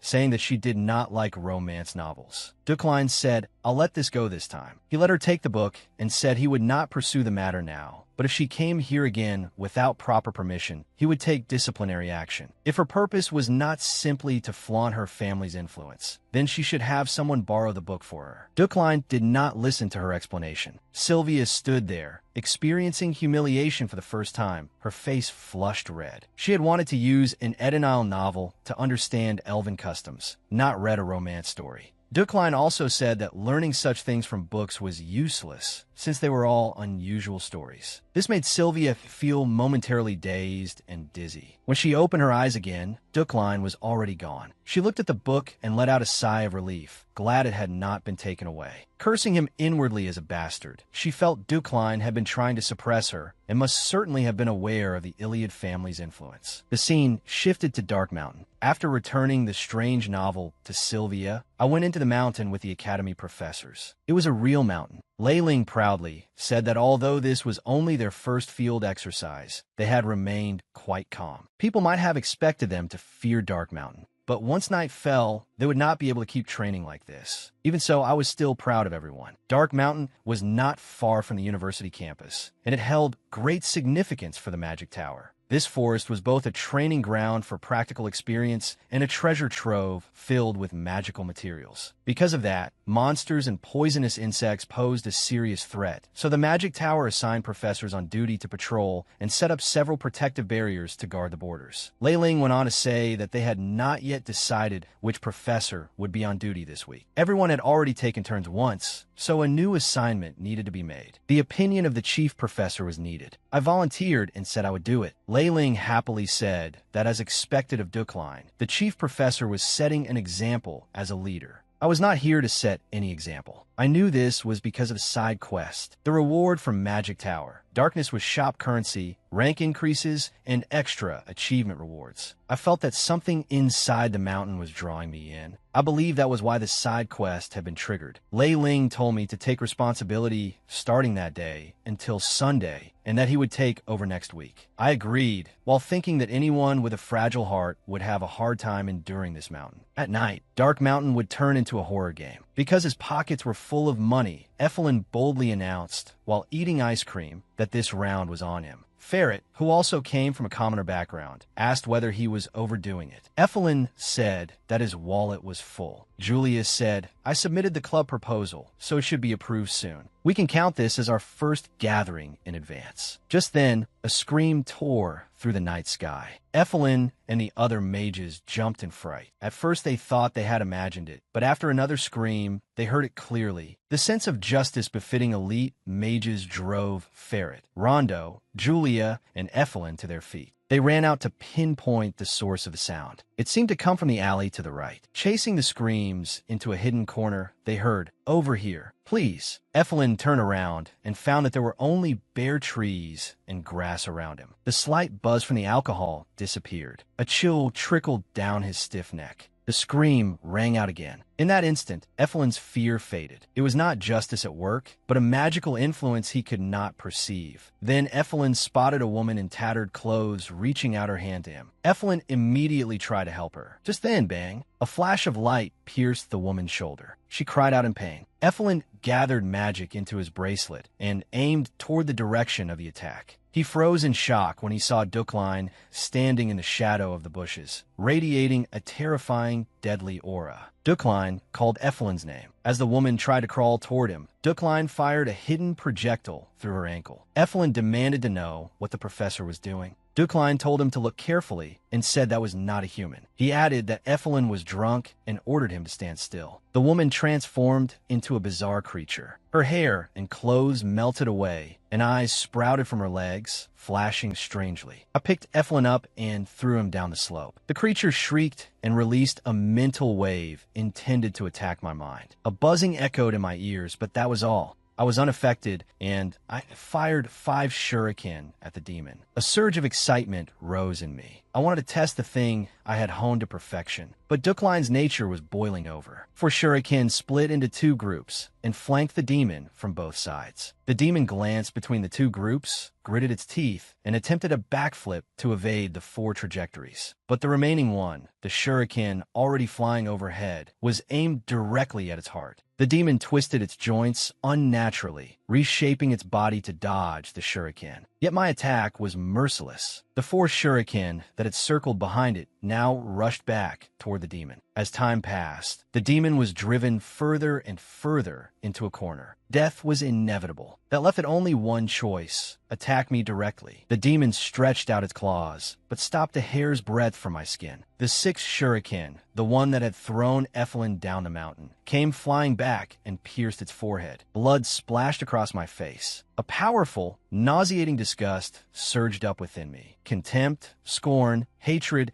and killing intent flooded over me. I cannot hide it. At that moment, a notification appeared. Side quest complete. Magic Tower Dark Shop currency +1. Bonus achievement. First demon kill. Shop currency +1. Family bloodline. Yuckline. Yuckline trait unlocked. But I felt no joy at all. The appearance of this demon was a sign. It marked the official beginning of a game with no true player involved. I stood there and looked up at the sky. The deep dark of dawn held no stars. The moon, veiled behind clouds, looked pale and powerless. Effelin awoke amid birdsong, life, and sunlight, and found himself in the university hospital. Then he heard a warm, gentle voice say, that he had finally woken up. Evelyn warily asked, "So what?" Telfit replied, "I came to ask what happened on Dark Mountain, but it seems you still haven't fully grasped what happened." Evelyn admitted he had fallen under a bewitching spell. Telfit informed him that Professor Ducklein had saved him, that the one who cast the spell was a demon, and that Dark Mountain had been sealed off. The cathedral and a magic tower were now conducting a search. Evelyn covered his face with both hands. The fact that Ducklein had saved him was not just a dream. Telfit asked whether Evelyn was sure he should keep resting and told him that today was Wednesday. It was now 2:45. He had been unconscious for 36 hours. Evelyn realized he was going to miss Professor Ducklein's class. When Telfit said the professor might not easily overlook absence, Evelyn anxiously leaped out of bed, climbed to the 3rd floor in 10 minutes, and threw open the door to classroom A. The classroom was larger now. Each student had a long magic desk. On the desks were elements such as soil, sand, wood chips, and water. Julia waved and said, "Over here." Evelyn nodded and walked toward Julia. Julia asked how he was doing. Evelyn said he felt great.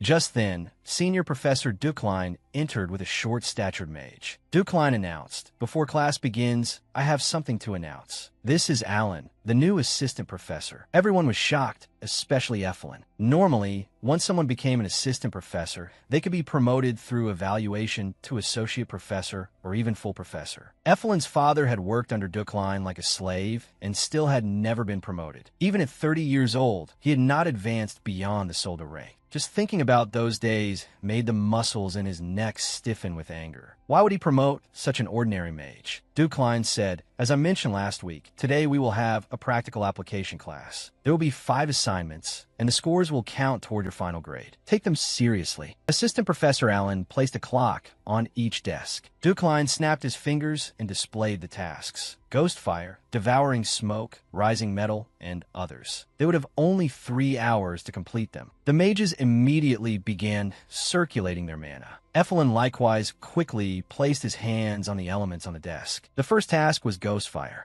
At that moment, his magic circuit broke. The spell failed. Worse, he seemed unable to remember the spell itself. He lowered his head, trying to calm himself, but no matter how hard he tried, that feeling of unease would not go away. Evelyn desperately tried to reconstruct his spell, but found it hard to focus. Apprentice Mage Sylvia has completed all tasks in 25 minutes and 15 seconds, Alan announced, and then called Ducklein over. Ducklein walked to Sylvia's desk and inspected her results. Though she felt a trace of nervousness, Sylvia still blushed awkwardly because of that previous scandal. She had already prepared herself to accept whatever criticism came. If she could not endure it, she would not have chosen this class. "Perfect. You may go," Ducklein said. The unexpected praise made Sylvia widen her eyes. Feeling Evelyn's gaze from afar, she deliberately turned toward him. Evelyn hurriedly lowered his head, his hands trembling. He had not yet finished his own assignments. As Evelyn shrank and shook like a frightened penguin, Sylvia finally understood what she was feeling. It was the joy of victory. Watching that idiot fall apart filled her with immense satisfaction. The number of mages in the lecture hall gradually decreased, from 150 to 100, then to 50, and finally only 25 remained. Meanwhile, Evelyn had completed only one task. He was far behind, and his mind had already gone completely blank. He felt as though he were trapped in a nightmare. Unfortunately, realizing that this moment was more than just a dream only made him more desperate. In the classroom, only Evelyn remained. He did not want to give up, but before he even had the chance to continue, it was already over. His arms dropped limply to his sides. Thunk! His face hit the desk, smearing blood and dirt everywhere. He could not even think anymore. All he felt was emptiness and numbness inside. 5 hours and 47 minutes, Ducklein said. In the darkness, his blue eyes were the only light, reflecting Evelyn's pitiful, weakened state. Ifilin Luna. His voice was still cold, but unlike the night before, it now carried a clear, almost warm tone. The relentless ticking finally stopped. "How long do you intend to keep me waiting?" "I'm sorry," Evelyn forced out in a strained voice. His spirit had already collapsed. Fear consumed him, leaving him powerless to resist. He had no choice but to accept defeat. "How pathetic," Ducklein said. "Calmness is a mage's most basic quality." He continued, his words stabbing into Evelyn like blades. "If you cannot remain calm during something as simple as this, then whether you face mockery or a powerful enemy, you will fail. A mage must remain calm at all times. With your current mindset, you will never reach my level." You have disappointed me, Effelin. As he spoke, Duckline placed the clock on the lectern and straightened his cuffs. It was a habitual gesture, one that meant his lecture was over. He turned and opened the classroom door. I truly thought you were a gem. With that final sentence, Duckline left, but his voice continued to echo. Effelin stood there silently, turning those words over in his mind. The helplessness that had filled his heart gradually began to fade. He walked to the lectern where Duckline had just stood and looked at the watch left there. Time was still ticking away. Effelin stared at it and clenched his teeth. I can do it, Effelin said. Rolling up his sleeves and focusing his mana, he began manipulating the elements again. I could do it. Your disappointment means nothing to me. He drew out every last bit of mana he had, burning his surging emotions as fuel. Blood streamed from his nose. Soon, the falling drops of blood became a blooming metal rose. That should be enough. I spent more than 6 hours on Effelin, but it was a necessary investment. Effelin's growth would be critical for the future. I had realized the main quest was about to begin. The demon that emerged from Dark Mountain would trigger it all. In this age where darkness ran rampant, we desperately needed a named figure to fight against it during the main quest, and a fully developed Effelin would be one of them. At the moment, his mental state and his ability as a mage were still lacking. However, if he could overcome those flaws, his growth would be astonishing. That growth might someday become a danger to me, but I would not allow that to happen. Fate is only the faith of those unwilling to work. The only thing I believe in is myself. Duckline's personality would never allow himself to be surpassed by a gap-rank mage. At that moment, an unexpected task reward popped up. Straight line quest complete. Pass shop currency +1.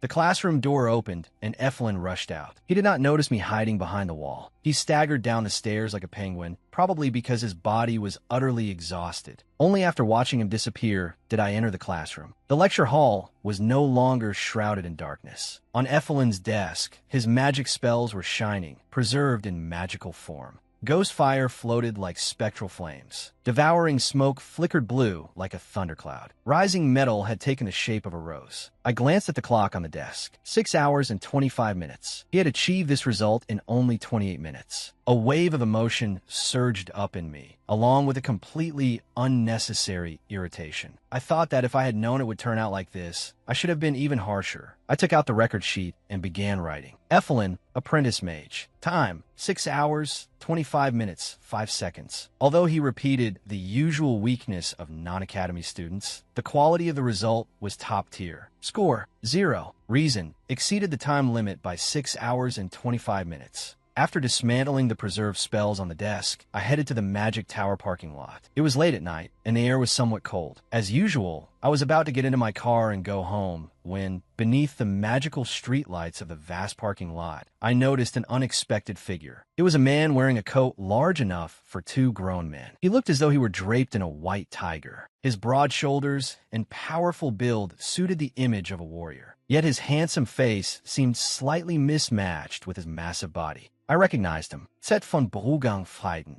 He was Yuli's older brother, 12 years older than her, and the current head of the Frieden family. He was the one who had pushed forward the marriage arrangement between Duckline and Yuli. Zet was famous for his tremendous combat strength, a named character. In the early phase of the game, he ranked 3rd in combat power. Why would someone like him come to see me? Was it because of Yuli's Snowfire Stone? Was this situation also one of the death variables? I was in no position to fight that monster right now. Thinking all that, I walked towards Zet. Good to see you. I heard your relationship with Yuli hasn't been very good. I was worried. Zet continued, suddenly showing a warm smile. Indeed, though surprised, I still nodded calmly. Zet placed a hand on my shoulder and said, "We'll make sure the wedding is prepared within this year. I'll arrange a dinner this week." Fortunately, his attitude was still friendly for now. I replied, "All right." Zet laughed. "You've always been so straightforward. I've always liked that about you. I picked a restaurant suited to your tastes, so just come. I'll host it. I'll make all the arrangements. See you then, Professor Duckline." He gave me no chance to refuse. Or perhaps refusal had never been an option. Zet valued family above everything else. If I disrupted his plans, I had no idea how he would react. It seemed I cannot cancel. Early the next morning, an argument broke out in the Frieden estate. "I refuse," Yuli said firmly. "Why are you so determined to refuse?" Zed asked. "We had an argument recently, and I'm busy training the knights. I don't have time to see him." Zed asked, "Are you angry just because he took the alabaster?" "I'm not angry," Yuli snapped back furiously.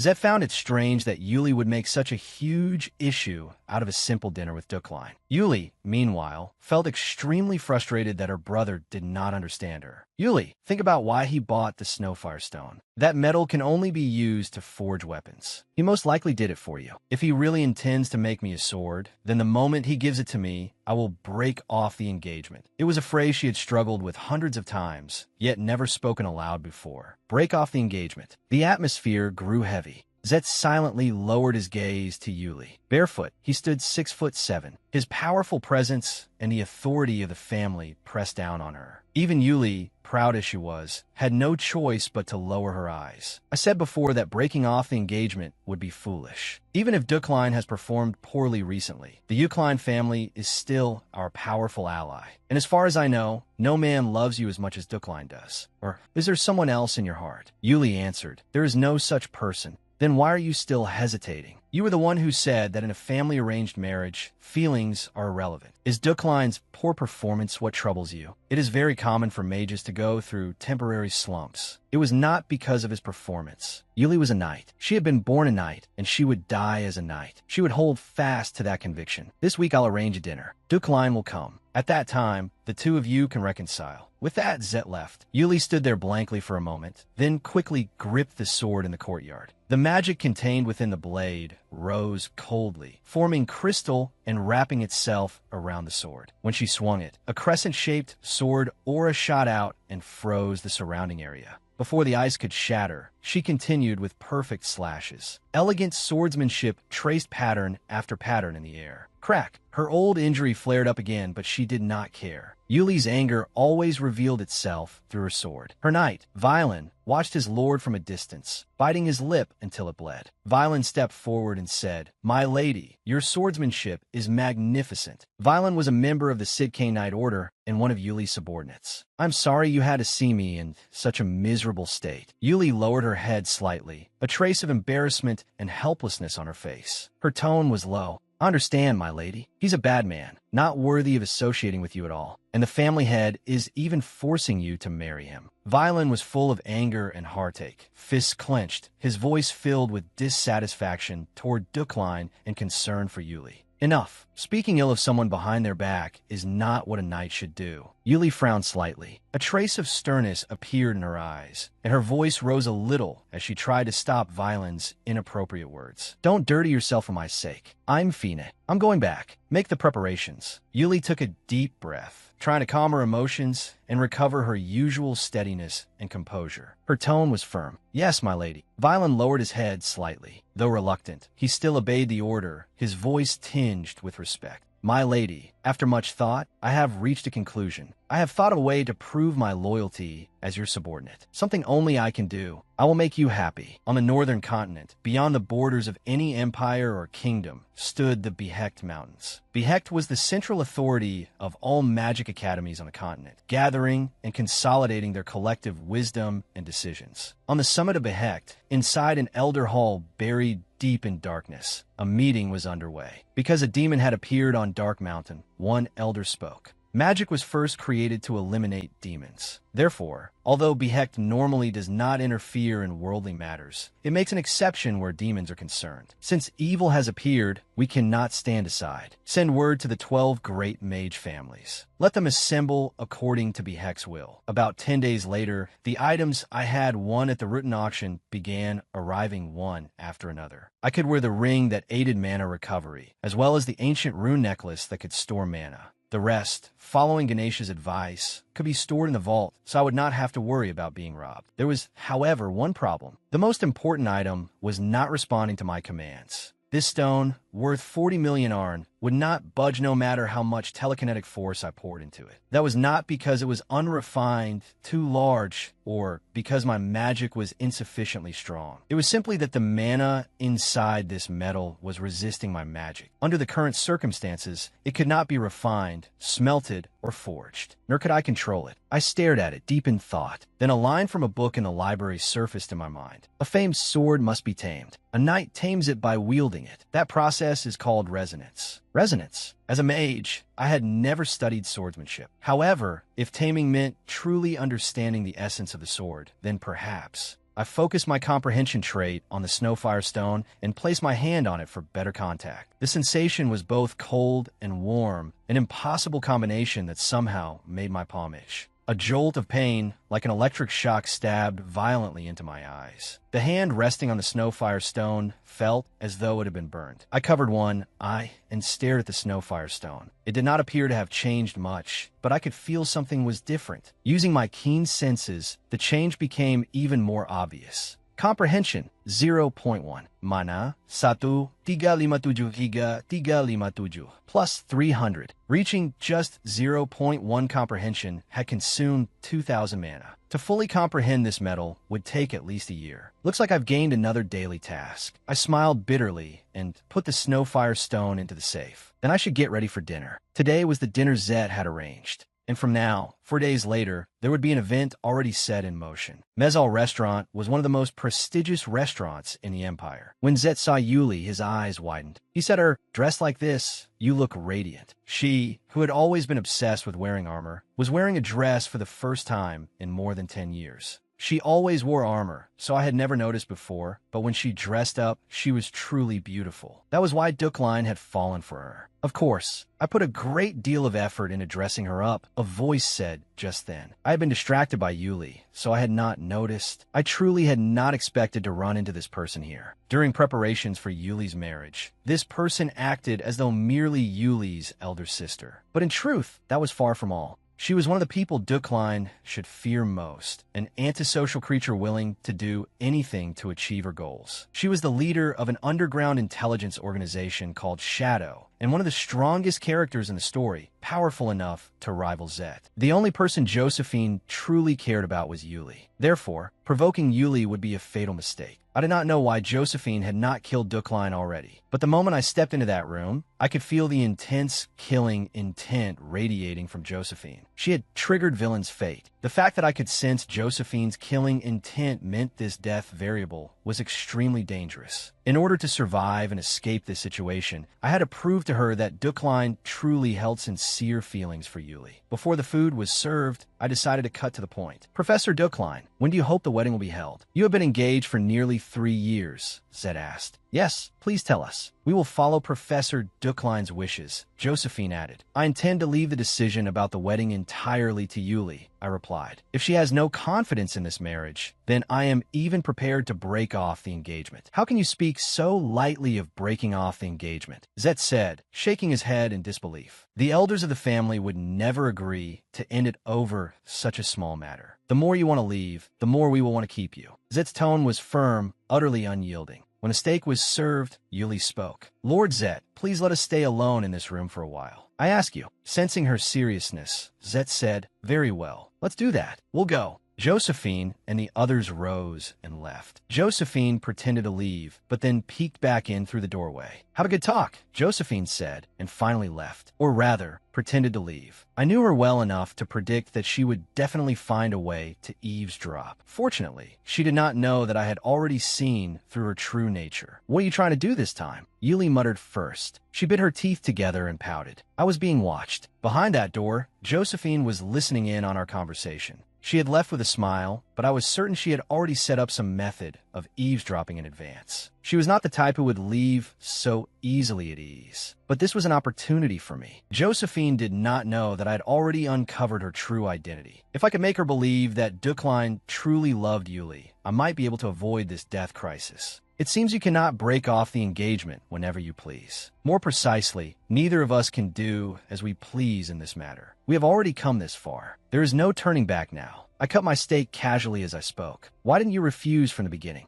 Yuli trembled, then glared at me in anger. "Are you planning to torment me again with those underhanded methods of yours? Even before all this happened, you used your connections to push for this engagement. You tempted the elders of my family with wealth. Are you going to do that again?" Before the formal engagement, Dukline had used family influence to force the arrangement through. He had promised the Frieden family all kinds of benefits, persuaded their retainers and elders, and continuously pressured Yuli. Using the battlefield's dangers as an excuse, he had kept Yuli from the front lines. Out of jealousy, he had driven away her knightly companions, used his family's influence to intimidate her superiors, and isolated her within the Imperial Knights. In the end, Yuli withdrew from the Imperial Knights, and her career suffered greatly. Dukline then shamelessly promised her the position of Grand Knight of the Haidkane Knight Order of the Yukline family. When she refused, he spread malicious rumors about her through social circles. Even after Yuli rose again through her own efforts, he still did everything he could to stop her from joining other knight orders, obstructing her at every turn. He harassed her, made her cry, enraged her until she sought Josephine's help. He continued tormenting her, mistaking obsession for love, trying to destroy the people around her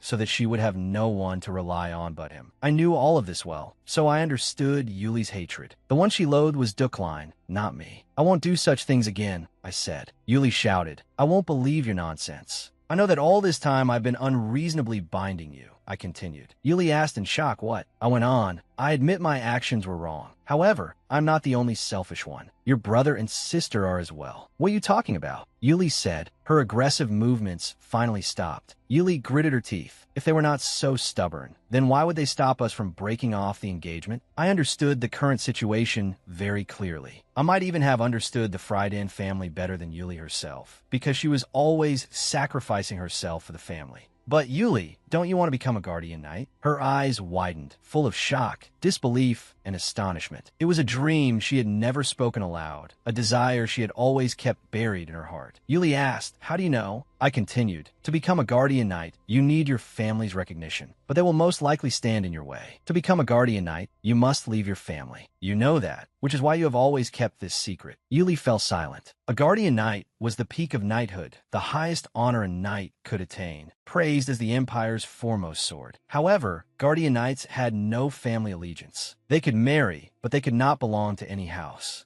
I'm not an honest man, I confessed. I lack loyalty, and my convictions are not steadfast. Yuli looked at me with surprise and curiosity. Her round eyes and cheeks made her look adorable. Please get to the point, Yuli suddenly shouted. Very well, then we can do this. I smiled, as though I had just thought of an excellent idea. We maintain the engagement, but do not marry. Though I sincerely want to return your freedom to you, the web of interests around us will not allow it. So, until you achieve your goal, use my name as a shield, I proposed. If you are with me, and it appears that our relationship is good, they will not stop you. What exactly are you planning? Why are you saying this now? Yuli finally asked seriously. I'm planning nothing. If you wish, we can swear an oath, I answered. But if I must ask one thing in return, then I only hope to see you smile once a month. That is all. Then silence followed. Yuli said nothing. She only blinked and looked at me, staring blankly for a long while. Then she asked innocently, what do you mean? Smile. She was not even asking for further explanation. Those few fragmented words slipped out from between her slightly parted lips, ending with a soft, cute little lilt. It was simply too adorable.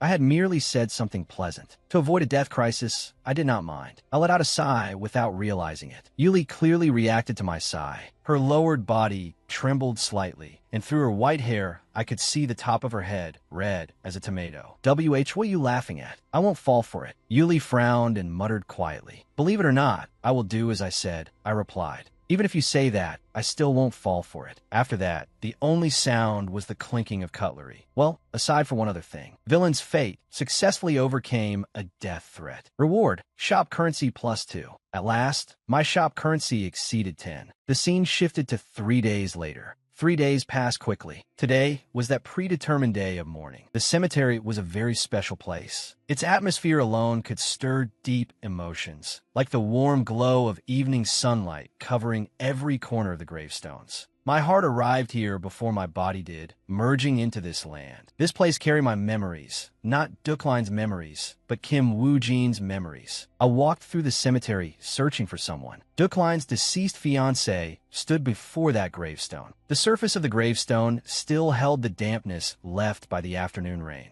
I stared for a long time at the name carved into that small, plain gravestone. I could not look away, and all of it was because of the name carved there. Joara von Wegesmeinitz, to the one who will always be grateful to you. Why? Why did you carve your own name onto this gravestone? Dukline had been modeled after Kim Woo-jin. Then why had Yuera given her own name to Dukline's deceased fiancé? More importantly, why were you thanking me? And why did you ask me not to forget you? Just a few letters, yet they stirred a rush of emotion within me. It was as if I could hear you arrow whispering by my ear. Memories from the past came surging back like a tide. I remembered the shy smile she gave when praising me. I remembered her taking off her coat for me on a cold winter night, holding me and saying she loved me. I remembered how she encouraged me to get back on my feet when I was at my lowest. I remembered how she stayed by my side for 7 years. These memories of her, even now, whenever I think of you, my heart pounds wildly. It is as if you're a late falling snow covering my heart, or more precisely, snow that has piled up over many years. After finishing the memorial, I turned to leave,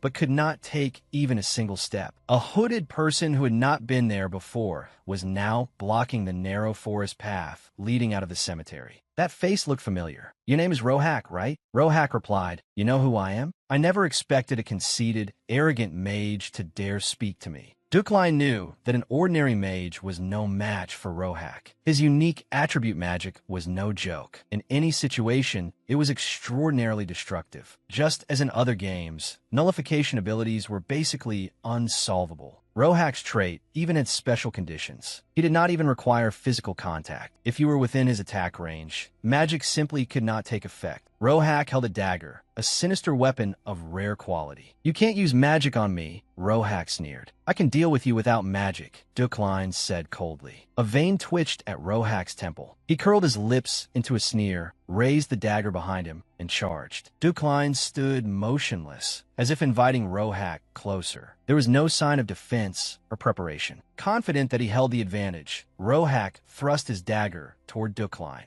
To his shock, an invisible force shoved him backward. He rolled across the ground. Rohak charged again, quickly closing the distance between them. As Rohak ducked low, Dukline threw a punch forward. This time Rohak saw clearly it was not aura. It was a fist. Rohak was knocked to the ground. He roared, "You bastard." The reason I could defeat Rohak so easily was that, a few days earlier, I had finally saved up 10 gold and purchased mana quality enhancement. Not only had it improved the efficiency of my mana control, but the same amount of mana now produced far greater power than before. It seemed the effect was broader than I had expected. To put it plainly, it was as if my entire existence had leveled up. With my own trait strengthened, this battle was much easier than I had anticipated. With Iron Body alone, I already had more than enough power to defeat Rohak completely. Keeping his gaze fixed on Rohak, Dukline asked one more question. Why are you killing mages? Rohak, burning with rage, shouted, "Mages are all cursed. Damn, despicable wretches. You traitors who betrayed the gods. That floating island, Behekt, and the magic tower, they're all full of madmen. Parasites who can do nothing without magic." Dukline considered killing Rohak, but in the end abandoned the thought. Rohak's killing intent had already disappeared. It would be easy enough to overcome villain's fate. More importantly, Rohak's words made Dukline understand something important. I see. You are one of the Crimson Children. The Crimson Children were named for the blood-red membrane that covered them at birth. They were the natural enemies of mages. From birth, they were regarded as a race carrying demon blood. They hid throughout the continent and were hostile to mages. Magic had been created to exterminate demons. The conflict between mages and the Crimson Children was one of the core elements of this world and one of the main branches of the game's story. As a result, the Crimson Children constantly faced mortal danger merely because of their race. Even at this very moment, some attack might be underway somewhere. Rohak,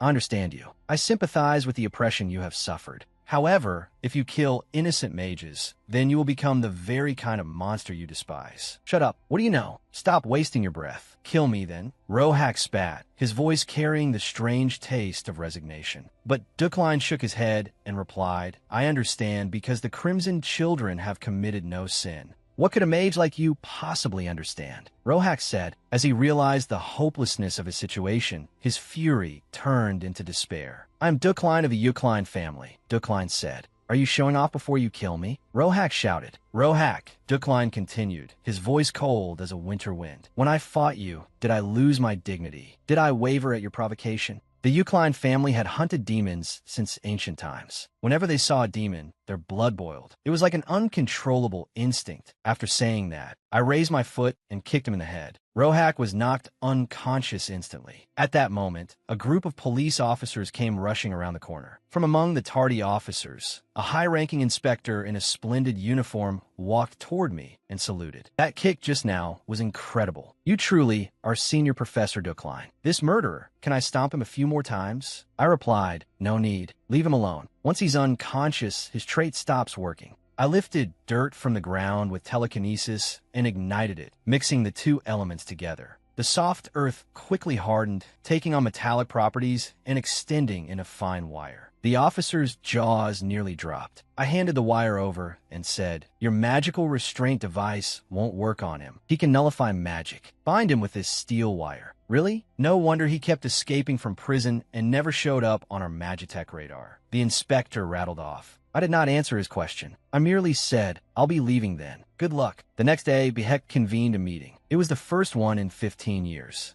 Early the next morning, in Duckline's training room at the Ukline estate, Jeriel said, take this. Behecht has convened a meeting. This is the first one in 15 years. I said to Jeriel, you came all this way just to deliver this piece of parchment? I took the parchment and read it again. It did not contain much. It merely stated that the Ukline family had been summoned, along with a postscript telling me to look after my own safety. At once, the system reacted. Main quest, Behecht's summoning meeting. In 1 week, I could bring 2 companions, including 1 bodyguard. Jeriel asked, do you need a bodyguard? Should I ask Jeff? He used to be in the Navy, remember? Ivrava? No, especially not someone like Jeff. He handles a steering wheel better than a weapon now. Jeriel said, that's hurtful. Still, it wouldn't be proper not to take a bodyguard. I know a little about this matter. The journey to Behecht may be life-threatening. I answered indifferently. Are you worried about me? Jeriel huffed in annoyance. What? Don't say it out loud. You absolutely cannot die before formally appointing me family head. In any case, leave the bodyguard matter to me. I'll send a request to a reliable place. The scene shifted to the Freiheim Night Order base. Its headquarters was bustling. Yuli was watching the Knight's train. As she watched, Yuli said, good. Keep it up. Rockfell was watching her from a distance. He muttered, what should I do? Then suddenly a voice came from behind him. What do you mean by that? Rockfell jumped in fright and turned around. It was Violin. Grumbling, he said, Violin, at least make some noise so I know you're here. We received a commission. It's a big one, but something feels off, so I'm hesitating over whether to accept it. Violin said, Vice Captain, don't worry about it alone. Discuss it with the captain. Rockfell said awkwardly, it's hard to bring this up with the captain. The commission is to protect Duckline. Strictly speaking, it's to protect the entire train. But everyone knows what it really means. They know that if it were only to protect him, we definitely wouldn't accept it. So they came up with this roundabout approach. Accepting this commission would mean that protecting a train is no task for just anyone. If we can complete it, the Night Order's reputation will rise sharply. As a private group, it would also help our finances. But Duckline and our captain, Rockfell said, his tone clearly full of concern. Violin replied, our captain is not the kind of person who would let personal feelings jeopardize a mission. As Rockfell walked away, he said, then I need to tell the captain about this immediately. Violin watched Rockfell's retreating figure, his eyes carrying a strange meaning. Behecht was located in the northern part of the continent, an altitude of 3,500 meters. The mages known as counselors live there. Behecht gathered the opinions of every magic academy on the continent, including the Magic Tower, and issued directives. Even a floating island of the mages had to obey it. Its influence was enormous. It was the pillar of the magical world. Yet summoning assemblies were rare, held only once every few decades. Therefore, for a mage, attending a Behecht assembly was an honor. It was equivalent to being acknowledged as one of the famous magical families, like receiving a medal. Even so, Behecht was also called the final destination of mages. The scene shifted to the station platform for the train bound for Behecht. Alan and I departed at 2 o'clock on Saturday afternoon. Shivering from the cold, Alan said, it's already April and there's still snow. Professor, this really is the North. At that moment, we suddenly heard, thank you for making the trip here. I turned and looked. It was Yuli. Then she said, thank you for coming. From this transfer station onward, the Freiheim Night Order will be responsible for security for the entire train. Yuli stared blankly at me and continued, I will do my utmost to provide protection, so you may enjoy a carefree and comfortable journey. As she spoke, she remembered what I had said in the restaurant. I only hope to see you smile once a month. What should I do? Should I smile now? Do I really have to smile? Seriously, if I'm going to smile, exactly how should I do it? Should I show my teeth? Or is it enough just to smile with my lips closed? Why do I have to suffer like this? At that moment, a voice said, My name is Violin. I have been assigned to this escort mission. These two only came out of courtesy, because we received such an important task. Vice Captain Rockfell added, This man is deeply trusted by everyone in our night order, so there is no need for concern, Professor. He is highly experienced. To ensure our safety, I activated Villain's fate. Violin showed no suspicious signs at all. Maybe I was just being overly paranoid. Then Violin continued, Usually, a mage brings along one guardian knight, so it's one person per compartment. I'll take responsibility for the compartment the professor is in.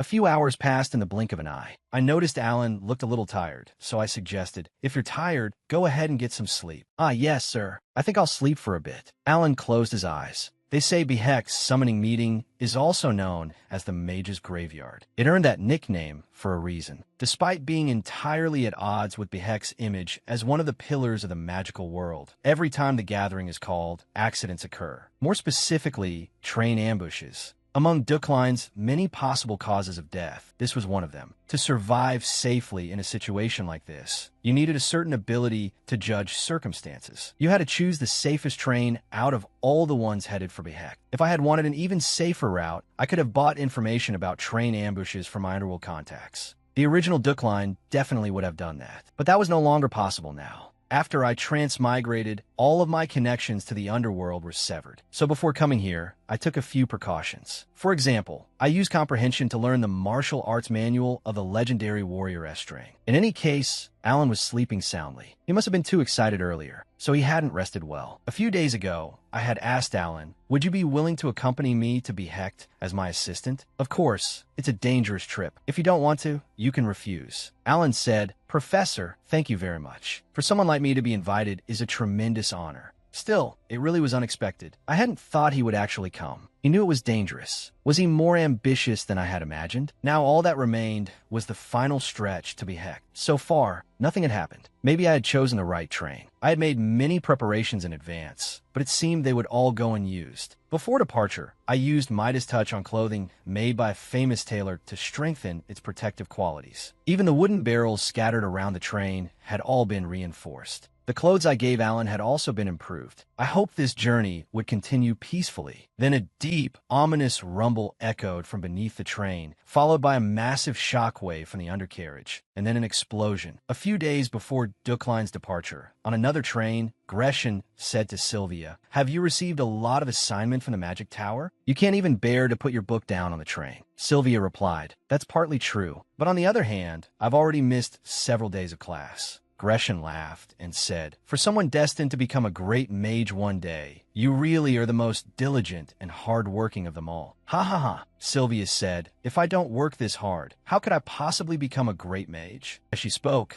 Sylvia thought to herself, To be honest, I'm not worried about Evelyn, but missing Duklein's classes is really irritating. Sylvia opened her mouth and asked, Father, why are we leaving so early for Behek's gathering? We could have enjoyed ourselves for a few days before going. Gresham asked in return, Have you heard that the journey to Behekt is called the Mage's Graveyard? Sylvia answered, I thought that was just a folktale. Gresham said slowly, No, every time Behekt issues a summons, some mages die. 15 years ago, 11 people died. For a long time, being summoned by Behekt has been a symbol of a family's prestige. If a family can distinguish itself from among the 20 families and participate in the meeting, its name will be engraved into history. However, if a summoned family fails to attend, it will be permanently removed from a list. And there is an important rule. A new family will fill that vacancy. What do you think is the easiest way to bring down those prestigious families? Sylvia said in shock, In no way. The road to Behekt had become a path for newly rising and influential mage families to openly target the old established families, hoping to replace them and seize their status. That's why we're in such a hurry. I received intelligence that a group is planning to attack the later trains. Since I'm bringing you with me, I have to be as careful as possible. Still, if we were discovered, there would definitely be trouble. I should explain it clearly to Sylvia as well, because she too would have to face the cruelty of this world. Of the 12 traditional families, none of them started as traditional families. If one family were punished, all mage families would suffer. To avoid that, deaths on the road to Behecht were treated as natural outcomes. Just then, Alan woke up and cried out in shock, "Whoa, Professor, look, this train, the whole thing is hanging in the air." I let out a breath of relief. Beginner telekinesis had been fully memorized. Estrang's martial arts had helped, but before departure, memorizing beginner telekinesis was what saved our lives. The explosion had shattered the train's frame, causing it to derail and tumble off the cliff. It should have been destroyed completely. At least, it should have been. But instead, the train hung suspended in midair. 3 of the carriages floated there calmly, defying everyone's expectations. They were briefly stunned by this display of power, but they had not underestimated Duklein's magical strength. After all, they had gathered here for the sake of dealing with him. There was no need to kill him. They only needed to stop him from attending Behecht's meeting. At the assassin's signal, dozens of them leaped toward the floating train, shattered the windows, and slipped swiftly inside. At that moment, 8 precious darts, carefully placed throughout the train, activated all at once. It was as if the assassins had triggered a trap. Fragment-like projectiles burst outward in every direction, striking at vital points.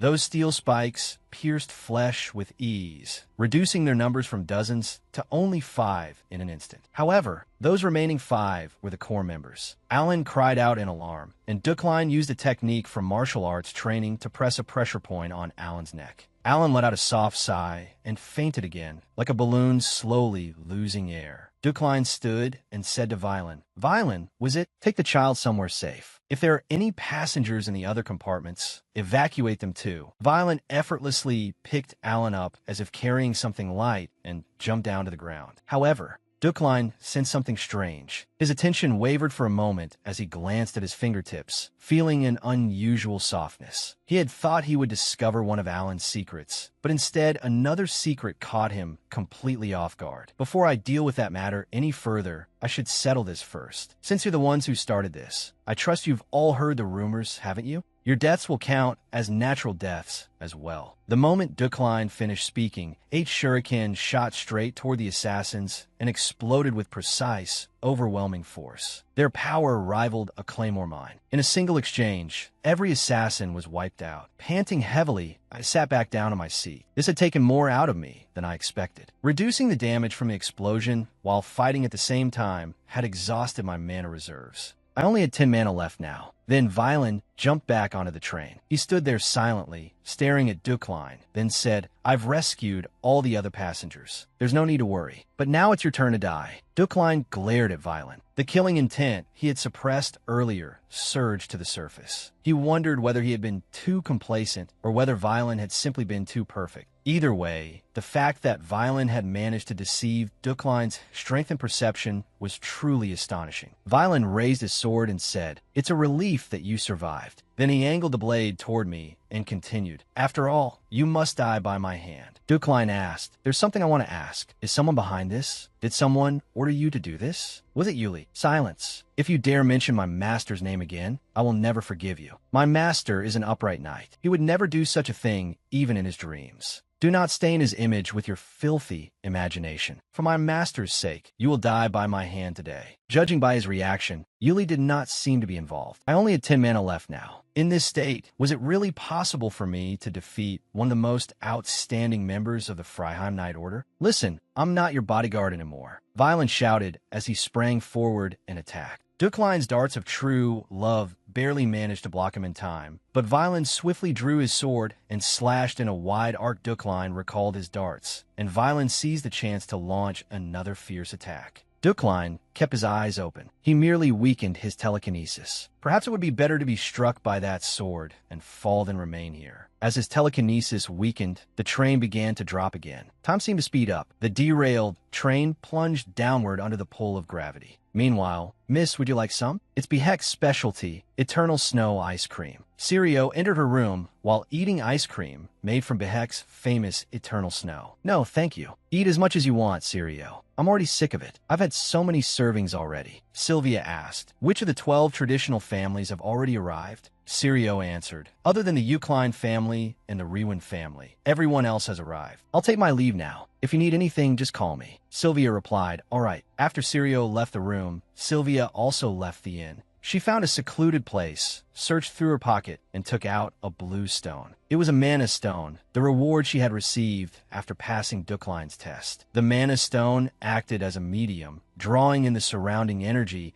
and forming a specific outline. At first, the outline was almost invisible. Then Sylvia infused the hollow shape with color. Her red, blue, and green magic spread out like multicolored smoke, giving life to a perfect creature, an eagle. It was her first attempt at creating a living being. Sylvia instantly felt a little dizzy, but she was impressed by her own talent. Sylvia took a deep breath and closed her eyes. Though her own vision was blocked, a new scene slowly appeared before her. The eagle's sight was transmitted into her mind. Satisfied, Sylvia opened her eyes and said, fly. Let me see what you can see. The eagle nodded as if it understood her command. Follow the tracks. Show me what happened. With a sharp cry, the eagle soared into the sky. Sylvia watched as it vanished into the swirling snowflakes, her gaze lingering for a long while. The train had not completely fallen off the cliff. Fortunately, it had become lodged on a sharp outcropping. Only the VIP carriage had been caught there. The impact of the fall broke several of my bones, but that was all. Thanks to my iron body attribute and the extra protection of my suit, my body recovered quickly. A sudden wave of killing intent jolted me awake. I saw a blade glinting coldly as it came at me. Instinctively, I rolled to the side and summoned my darts. The darts shot upward and struck Violin in the shoulder. Surprisingly, his protective aura weakened the impact, and the result was better than I had expected. You're pretty tough, Violin muttered as he raised his sword. As he swung, the aura on the blade shot toward me. I tried to disrupt his sword with telekinesis, but his technique neutralized my attempt. He swung again. I used telekinesis to arrange wooden beams into a shield to block his path. With one simple horizontal slash, he shattered it. Then he came charging through the scattering fragments like a ghost. There was no use reasoning with him. He wouldn't listen to a word I said. He was obsession incarnate. Violin raised his sword. For a brief moment, time seemed to slow. Looking at the sword light spreading around me, I had only one simple thought: how to survive, how not to die, nothing more. But then something strange happened. When Violin brought his sword down, the space around his wrist twisted. The air flickered and rippled like a mirage on a hot summer day. Violin looked at his wrist in confusion. Crack! Suddenly, his wrist bent grotesquely and blood splattered. His hand was severed cleanly. The sword fell to the ground. Violin's eyes widened in agony. I still hadn't fully grasped what had happened, but I couldn't miss this chance. I threw a dart at his unsteady ankle. He lost his balance, slid off the train, and was swept away by the wind. At last, an unexpected calm appeared, but he wasn't dead yet. His killing intent still lingered. Clutching my side, I stood up and braced myself against the seat. I looked beneath the train. The wind howled around us. There he was, gripping a dagger buried in the underside of the train with his left hand, keeping himself from falling. A surge of anger rose in me, almost impossible to contain. But when I finally spoke, my voice was calm. I don't know either, but more importantly, why are you still so hostile toward me? Does there have to be a reason? I simply remember the terrible things you did to my master, Violin said, his voice full of rage. I cut him off. You mean all of this is for Yuli? Not even something Yuli himself wanted? What the hell is this? Vilain replied,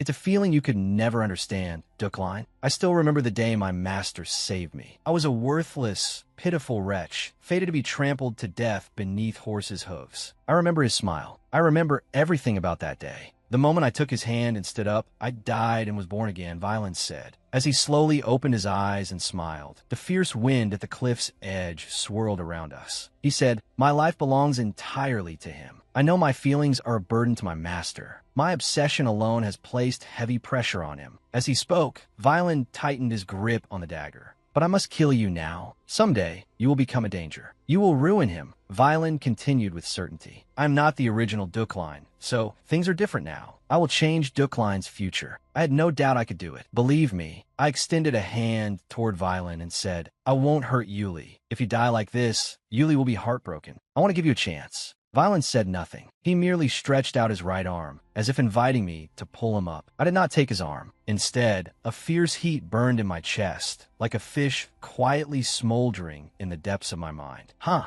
Violent, I said through gritted teeth. Even if I save you, you still intend to kill me, don't you? Yes. My resolve will not waver. I will kill you, Violent admitted honestly. I can no longer suppress my anger. Muttering, I said, "You foolish, ignorant man." Using telekinesis, I drew the gaze of my true love dart into my hand and gripped it tightly. I continued, "Yes, just as you said, I will ruin Yuli." I used all the strength in my wrist and arm and hurled the dart. It flew like a sword and pierced Violent's throat. Violent quietly released the dagger. As his killing intent vanished, so too did his life. The eagle, limited by its field of vision, could not catch every detail. Dukline killed the Guardian Knight, and the knight fell from the cliff. More accurately, that Guardian Knight first attempted to kill Dukline, and only then did Dukline defend himself. In fact, Dukline had tried to save the knight, so in a sense, the knight brought about his own death. Sylvia witnessed all of this through the eagle's eyes. She heard every word of their conversation. Through the eagle's vision, she saw Dukline standing alone at the edge of the endless cliff. He hadn't fallen. It was practically a miracle. There was less than half a day before the meeting began. Starting from there, could he make it to Behecht in time? Meanwhile, at the express railway platform, a staff member saluted a senior official. "It's an honor to meet you, Deputy Director." Lilia Premian, Deputy Director of the Public Safety Department, had heard news of the train terror attack. In her capacity as Deputy Director, she had decided to go to the scene and investigate. There was an explosion and an attack, correct? "Yes, ma'am. It happened about 2 or 3 hours ago." "Incidents like this are fairly common on the way to Behecht," said the staff member, who appeared to be the station manager. Premian looked down at the cliff and asked, "Were there any casualties?" "Nothing has been confirmed yet, but Professor Dukline and the Knight Violin are currently missing. If you want more detailed eyewitness testimony, you can ask that person over there." Premian followed the direction of the staff member's finger and saw several passengers, along with Alan. Alan appeared to be asleep on the tracks. One man was talking endlessly. "Professor Dukline and Sir Violin saved me. But when I woke up, the whole train had already fallen." It seemed the assassins launched a second attack. Premian approached, pointed at the camera hanging from the man's neck, and asked, "May I take a look at that?" The man immediately developed the film. When Premian looked at the photograph, she was speechless for a moment. In the picture, the train was suspended in midair. The caster was, of course, Dukline. Premian recognized the magic. Dukline had used telekinesis to lift the train effortlessly, and he was even calmly reading a book, as if it were nothing worth mentioning. Knight Violin was dead. Violin had been ordered by someone to kill Dukline, but Dukline survived. As Premian admired the photograph, she suddenly received a message from somewhere. A magical signal pricked at her back. She stood motionless, deciphering it. "Look over there. Someone's coming," a staff member screamed. Premian followed their gaze. A man who had not been there before was now standing on the tracks. She immediately recognized him as Senior Professor Dukline. No one had seen how he climbed up. He stood there quietly, staring at the cliff he had just ascended. If that strange stroke of luck hadn't happened, I wouldn't even have been able to deal with an ordinary knight who was little more than a nobody. Without that mysterious assistance, I would have been the one to fall from the cliff. I never expected myself to be this powerless. But then again, what exactly was it that saved me? "Professor Dukline, it's wonderful to see that you're safe. I'm Lilia Premian from the Security Bureau. I have some questions regarding this incident," Premian said as she approached Dukline. Dukline turned his gaze toward Premian and asked, "What time is it now?" Premian replied, "It's 3:30. 6 hours left." He seemed to be calculating his chances of arriving at the meeting on time. Without the train, and given the generally poor physical condition of mages, climbing the cliff alone should have taken at least a full day. Premian then said, "Professor, please allow me to question you formally." "The person who was with you," Dukline interrupted her. "One more thing. Is this the only route to Behecht by train?" "No, there's another route by land and sea, but it's much longer and goes in the opposite direction," Premian answered. While Premian was speaking with the staff, she felt that something was off and turned around. Dukline had already vanished.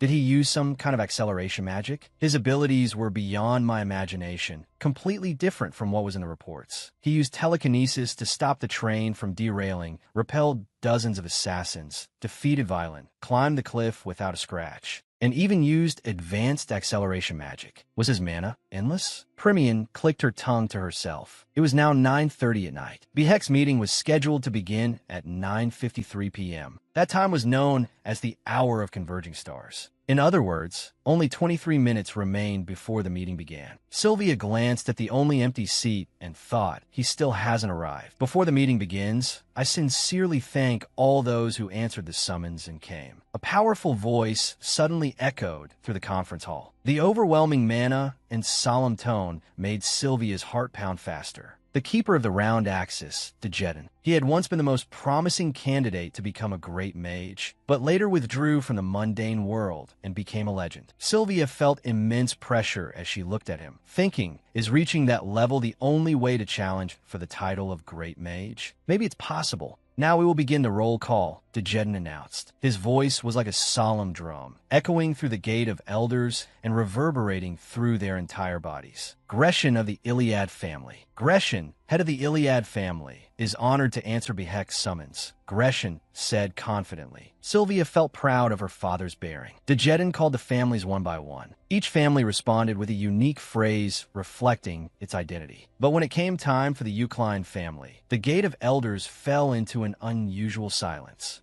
Decline of the Eucline family. Dejedin's voice came from the darkness. The room remained silent. Decline still hadn't arrived? Since Decline of the Eucline family has not yet appeared, if he still does not respond after the name is called 3 times, it will be regarded as ignoring this summons, and he will be expelled from the mage families. The roll call sounded again. Decline, head of the Eucline family. If Decline still failed to appear on the 3rd call, the Eucline family would, for the first time in 200 years, be excluded from the traditional 12 families. Sylvia looked around. Some people were holding back laughter. Others were openly laughing. Her father, however, remained expressionless, revealing nothing. Sylvia felt that Decline had lived a thoroughly unsuccessful life. She felt a trace of pity for him. Just as the 3rd and final call was about to end, a scraping sound came from the room. Sylvia jumped and looked toward the door. The doors of the conference hall were slightly ajar, and a gust of snow blew in. Everyone turned toward the entrance and saw the late-arriving Decline of the Eucline family. Senior Professor Decline walked in covered in snow. Parts of his suit were torn, and his hair was a complete mess. He looked like a beast returned from hell, in stark contrast to his usual neat appearance. It was a bedraggled entrance, yet an unforgettable one. Everyone watched him in silence.